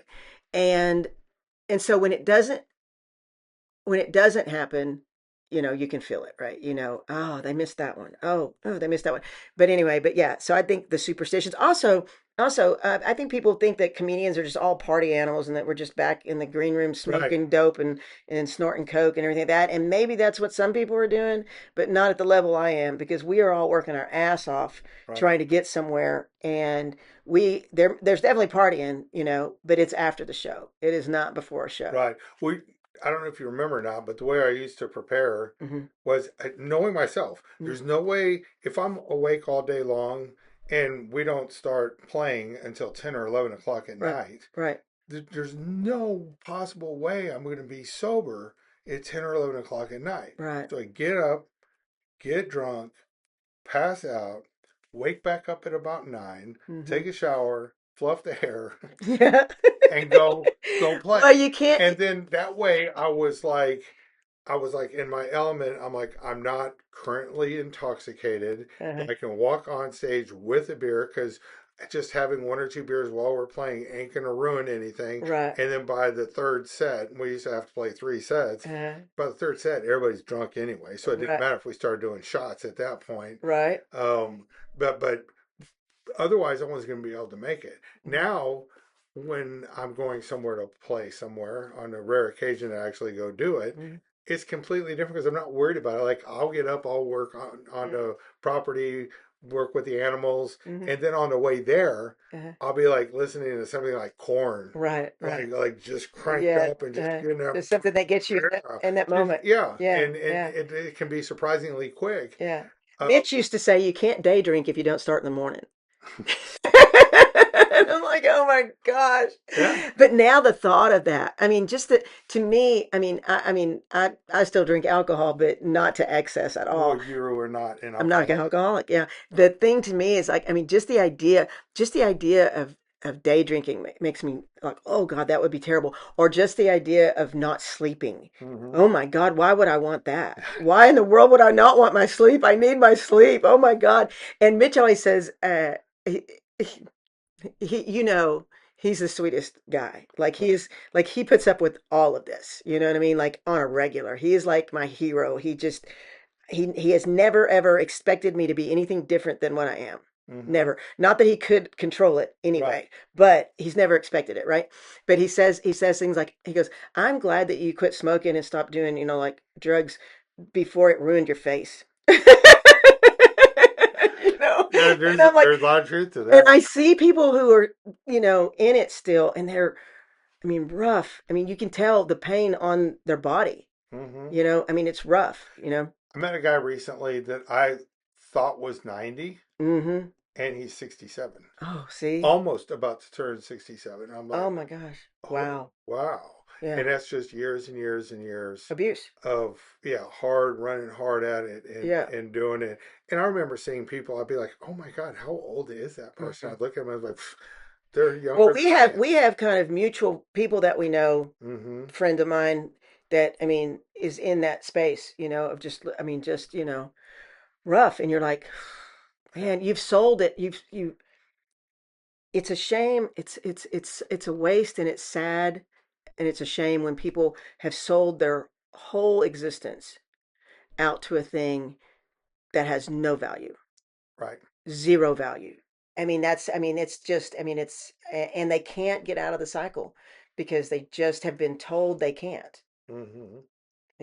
It's, and I don't know I don't know exactly where I got the self-determination to change who I was and the way that I was in my patterns with people, but I thank God it happened. I mean, I went to a lot of Al-Anon, and I did 12 steps and all that. And when I guess, I guess it's the same with alcoholism and drug addiction. It has to be You have to first realize it, right?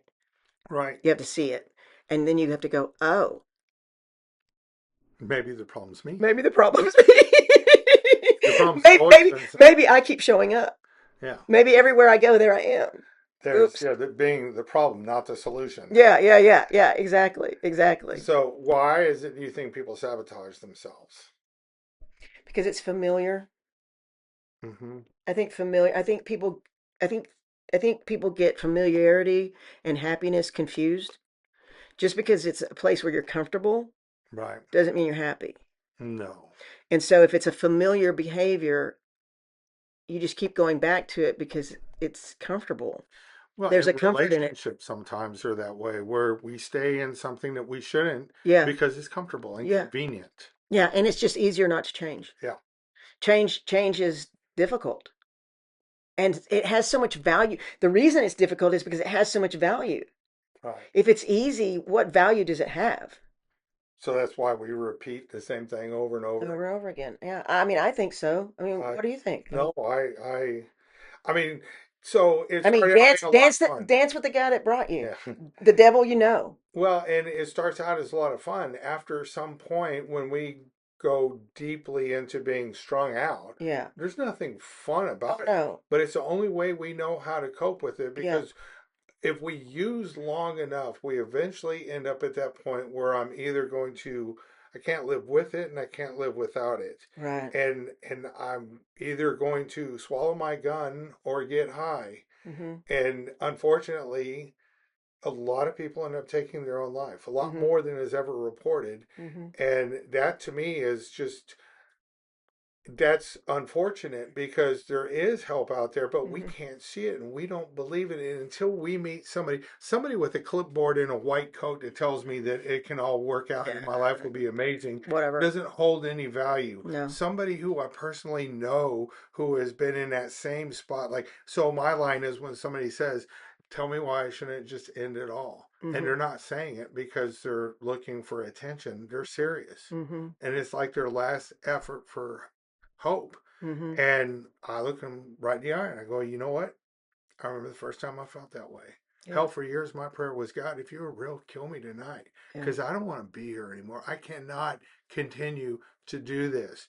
And this, like, mind blowing to them. We're like, how come you don't want to die anymore? And it's like, because I stopped doing dope and I'm actually happy about it. In fact, I'm looking forward to going to work tomorrow. Yeah. Not life would be perfect. Think Right. about all, normally when somebody's suicidal, you would think you talk about their children and everything they have to live for. Uh-huh. In our case, a lot of times we're thinking they would be better off if I wasn't here. So if you start bringing up family members and children, Yeah. you're almost reinforcing the idea that I need to remove myself because I'm just a huge disappointment and a source of pain for everybody. Mhm. And we start thinking that it would just be better if we took ourselves out. Mhm. And that is a very dangerous place to be, but it's also when you're looking at it from working with other people, Mhm. that's the easiest person in the world to work with. And most people have written him off as like, well, he's too addicted. He's gone too far down. He's like, no, that's my guy. Yeah. That's the guy that we can watch a miracle. That's the dude that could cure cancer. Right. Or maybe be Right. around long enough to save the guy who cares. Right. We never know why things work out. Like, I don't know why I'm still alive, but I know that I am, Mhm. and that weird doors have opened up for me. And I decided a long time ago, I'm going to walk through every door that opens up. Hell, you will. I don't know if you know this or not, but so through the National Sheriff's Association, I got appointed to the National Jail Detention and Corrections Committee. Now, can you believe this? No, that's stupid. Yeah, but What are they thinking? my reasoning being that I wanted to be there is because we only meet twice a year Uh-huh. and there's 30 people on there, and so I'm the new kid on the block. I don't have any aspirations of, well, I'm going to go in there and make all these changes. Mhm. There's very powerful people on that committee, Mhm. and if I can get the right information to the right people, then maybe we can start having some policy changes that actually work. Right. And nobody, I promise you, nobody that's ever been on a committee. We meet in DC, so the committee has never had a felon or a crackhead on their Uh-huh. committee. Uh-huh. especially one who's been arrested 42 times. But I'm Yeah. like, look, I'm the guy you're trying to contain. Mm-hmm. I'm the one that when you're talking about how we're going to rehabilitate, we're not rehabilitating anybody. We're No. warehousing them. Mm-hmm. And the county jails, unfortunately, is the worst because there's nothing going on in most county jails. Mm-hmm. That's starting to change, and that's part of the movement I'm a part of. And through the Right. National Sheriff's Association, there's this whole movement called Ignite that is amazing. Uh-huh. Uh-huh. And it's making lots of changes because the average person in jail, 90% of them are going to go home. Only 10% at a time are going to the penitentiary. Uh-huh. So 90% of them will sit there for months and be no better off the day they get released than the day they were arrested. Except ready to party. You're just churning them out. And Yep. yeah, if we're told, well, you're coming back, then we're trying to figure out, I need to get laid and I need to get Yep. paid Exactly. so that Exactly. I can have a good time before I go back Yeah. because it's all Because going to come to an end, yeah. possibly tomorrow. Yeah. It Yeah. used to, Desperation. in the shadow of the Dallas County Jail, because the Dallas County Jail is a very tall building, Mm-hmm. there's a bridge right there that goes, Yep. and right across that bridge, in the shadow of the jail, there are girls walking around, Mm-hmm. There's strip clubs, there's prostituting, prostitutes, and yeah, there's drugs, alcohol to be had. Yeah, yeah. drugs And and alcohol. so it's I mean, crazy. I remember getting you out of Lusteria and Mesquite Hmm. and Collin County. So yeah, there's all that right there to be had, Just right, right there. just waiting for you all Yeah, the time. yeah, yeah. Well, and I mean, sadly, the system is set up for you to fail Hmm. Do you know? until it's not. So now, I'm not talking about back then, but now, do you find it easier to laugh at yourself or somebody else, like at their mistakes? You know, I have, I've never been a bully, right? I've Right. never been a person that, would laugh at other people. I've always kind of been more self-deprecating than Right. that, which works really well in comedy because I don't want to laugh at other people. And, but I mean, but I'm a smart ass, right? And so, I mean, oh God, okay. I'll just tell you this really short story. Okay, so I'm friends with a guy I went to high school with. He lives in LA, right? And he never married, and he's big time. He went to MIT or something. Anyways, he's big. He's really smart, and he's in finance and everything like that. And we reconnected over the years through class reunions and stuff. And he's been over to the house and stuff. Anyway, it's Dennis Stimson, and he told me a story not long ago. He said, "Do you remember um, the first time that we ever met?" And I was like, "No." And he goes, "It was in debate class, and you had broken up with this other guy, Paul, and Paul was my debate partner, and Paul said something really smart ass to you, and he was laughing about it, and I turned to you and I said, and you said, that's not funny." And Dennis replied to me, he goes, "It kind of is." And I looked at him and I said, "Well, of course you would think so. I mean, look at you, and that's been the person I've always been. It's kind of like, Right. you're no good. Look at you. I mean, so I've been cruel to people in that way. But as far as laughing at people, I don't know. I don't really do that. I think that that's not a. It's a really punching down is a really bad idea in comedy. And so what little bit I had of that went away even further being in comedy, not Right. laughing at other people. But I would assume that when people laugh at other people's problems more than their own, it's because they're not hurt by those people's problems. They're only hurt by their own, and that's hard to laugh at. What do you think it is that for a lot of, because you've seen a lot of people change. Yeah, A I lot have. of us are not alive. A lot of us are still here. You've seen a lot of change happen. Uh, What do you think actually has to happen before somebody's really willing to make any kind of change? And I'm not oh talking about yeah, addiction. I'm yeah, talking just any about kind of change. everything. Well, I think the realization that what they're doing isn't working. Hmm. I mean, you have to have that sit still moment. You have to have that wake up moment, Right. and you have to be able to slow down long enough for it not all to be a blur. Like I mean, you have to have a moment in time where you have a coherent thought about what's happening. You know what I mean? You can't keep running to the next thing. And I'm a runner.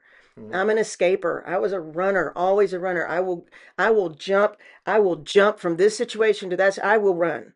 I will not deal with hard things. Right. I will run. And even though I thought I was tough and blah blah blah, I was a runner. And I think that you have to have that moment that sit down moment, that That stop moment. consequence Moment, yeah. that stops everything, which is what jail is That's perfect for. exactly what Jill. That's the perfect opportunity Oh, to stop people there well, and not have them to go to the pen. so the people who are in the class, Mhm. so they stream a 1 hour episode, then there's a live conversation, and we facilitate it through Zoom, or there's different ways they can accomplish that. Mhm. Um, but when they're in a jail, they're in the middle of a consequence. They're clear headed. We get stabilized whether we want to be stabilized or not. Right, right, And right. we're just Exactly. sitting there able to think clearly. Hmm. Now, if we offered this to the same group of people who are in the jail right now that are absolutely, I mean, there's the coolest thing is having 30 people on the edge of their seat just engaged in a Hmm. process. And it's one of the coolest things I've ever been involved with. Not one of it is the coolest thing I've ever been involved with. But all And those people are watching things ready for change. change because they were forced to stop. But if I waited until they were all released, Oh, they scatter like the wind. yeah, yeah, And yeah, so yeah. you got to catch them before they release, Right, get them to think about what happens when that door swings open, because that's the moment. right. Willpower is never going to keep you sober, but willpower can be to help you follow through as far as when I get out, the very first thing I need to do is connect with this guy. Standing still is easy. The moving is the hard part. Yeah, that's it. And Jill makes you stand still for a second. But I think that's it. I think you have to have that aha moment, Okay. whatever it is. So, quick rapid fire. Who's your favorite comedian? Robin Williams. Favorite venue? Right now, punchline. What's the worst heckler you've ever dealt with? The worst heckler is always old disgruntled white dude, usually a Republican. Most awkward gig? Oh, most awkward gig. I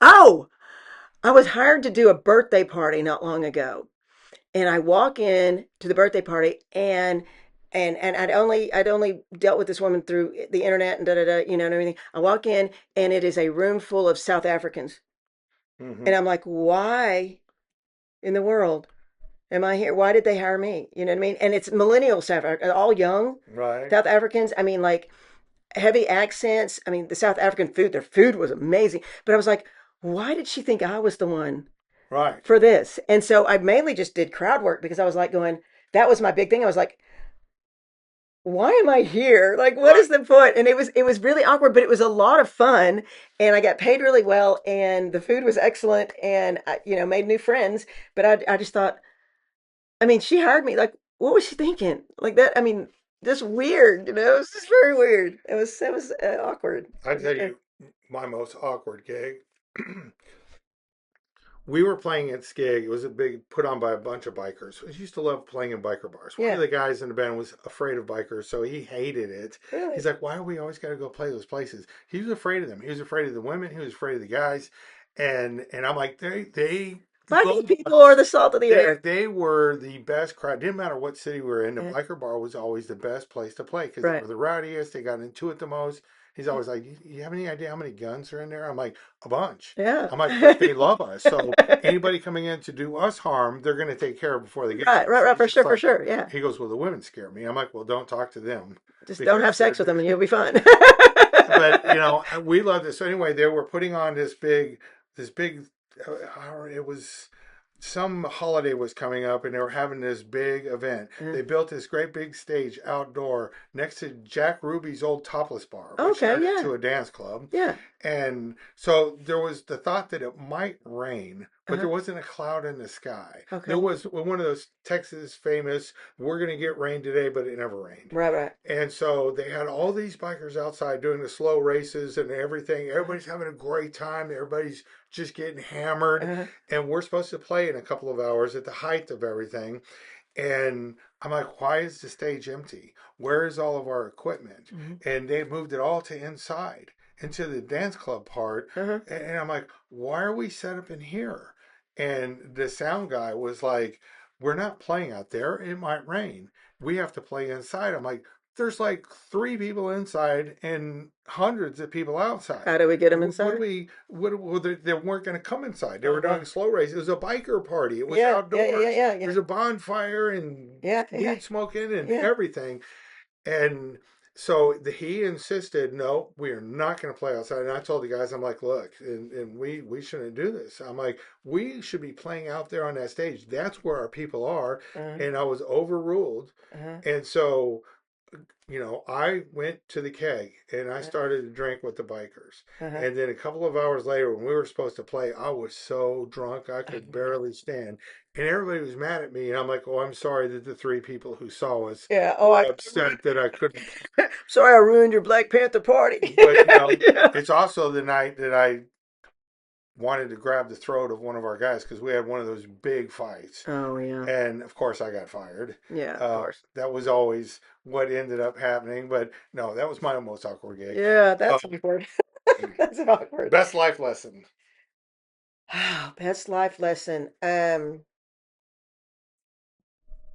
Best life lesson. Um, Stop looking at other people as less than. We're all the same. We're all the same. Biggest misconception about comedians. That that what we do is easy. It is not easy. You have to make the sausage. You have to cook the sausage. You have to deliver the sausage. It's all none of it is easy. We're not just the life of the party person. It's a At, science. at this point, tequila or coffee? I like a really good tequila. I really do. I don't. I've never had a cup of coffee Yeah. in my life. Really? Yeah, I've never drank coffee. Oh, I'm a Diet Coke girl. I've never. The only caffeine I get is from Diet Coke. I don't drink that's coffee at bad all. for you. I thought you stopped drinking that a long time. I gave it up for a while, and then I started back. See, it's one of those addictions. It's one of those addictions. But yeah, I like a good, really cold tequila. Not shooting. I think good tequila is wasted on a shot. Mm-hmm. Sip it slow. It's like a good cold vodka, you Mm-hmm. know. But I'm an alcohol snob now. Like, I mean, like I can't drink cheap wine. I mean, I'm not Boone's. I can't drink anything out of a bag anymore. I can't. I mean, it just as I've gotten older, I'm like, oh, I've got an acquired taste now. Damn, I can't just eat. I can't just drink barefoot, or Yeah. it's nothing against barefoot, but whatever it is, Mad Dog. I can't do it anymore. One word your friends would use to describe you. I don't know. We're friends. What I'm would you not going to use? say it. Loud. At one point, it would be bunchy. Another point, it might be loud. Yeah. Chaotic. It might. Chaotic. Oh yeah. Crazy. Crazy. I think maybe I think maybe tenacious, What's a word that you would use to describe me 30 years ago? lost, And what about one word you would use to describe me today? found. Found, lost, and found. Yeah. Good enough. I'll Yeah. go with that. Yeah. Um, so here's, I want to thank you for coming on and doing this. I've Sure. had a lot of fun. I always enjoy being around you, except for a cooling off period. We keep calling this the cooling off. It, Just it, call it the time that we spent in the walk-in.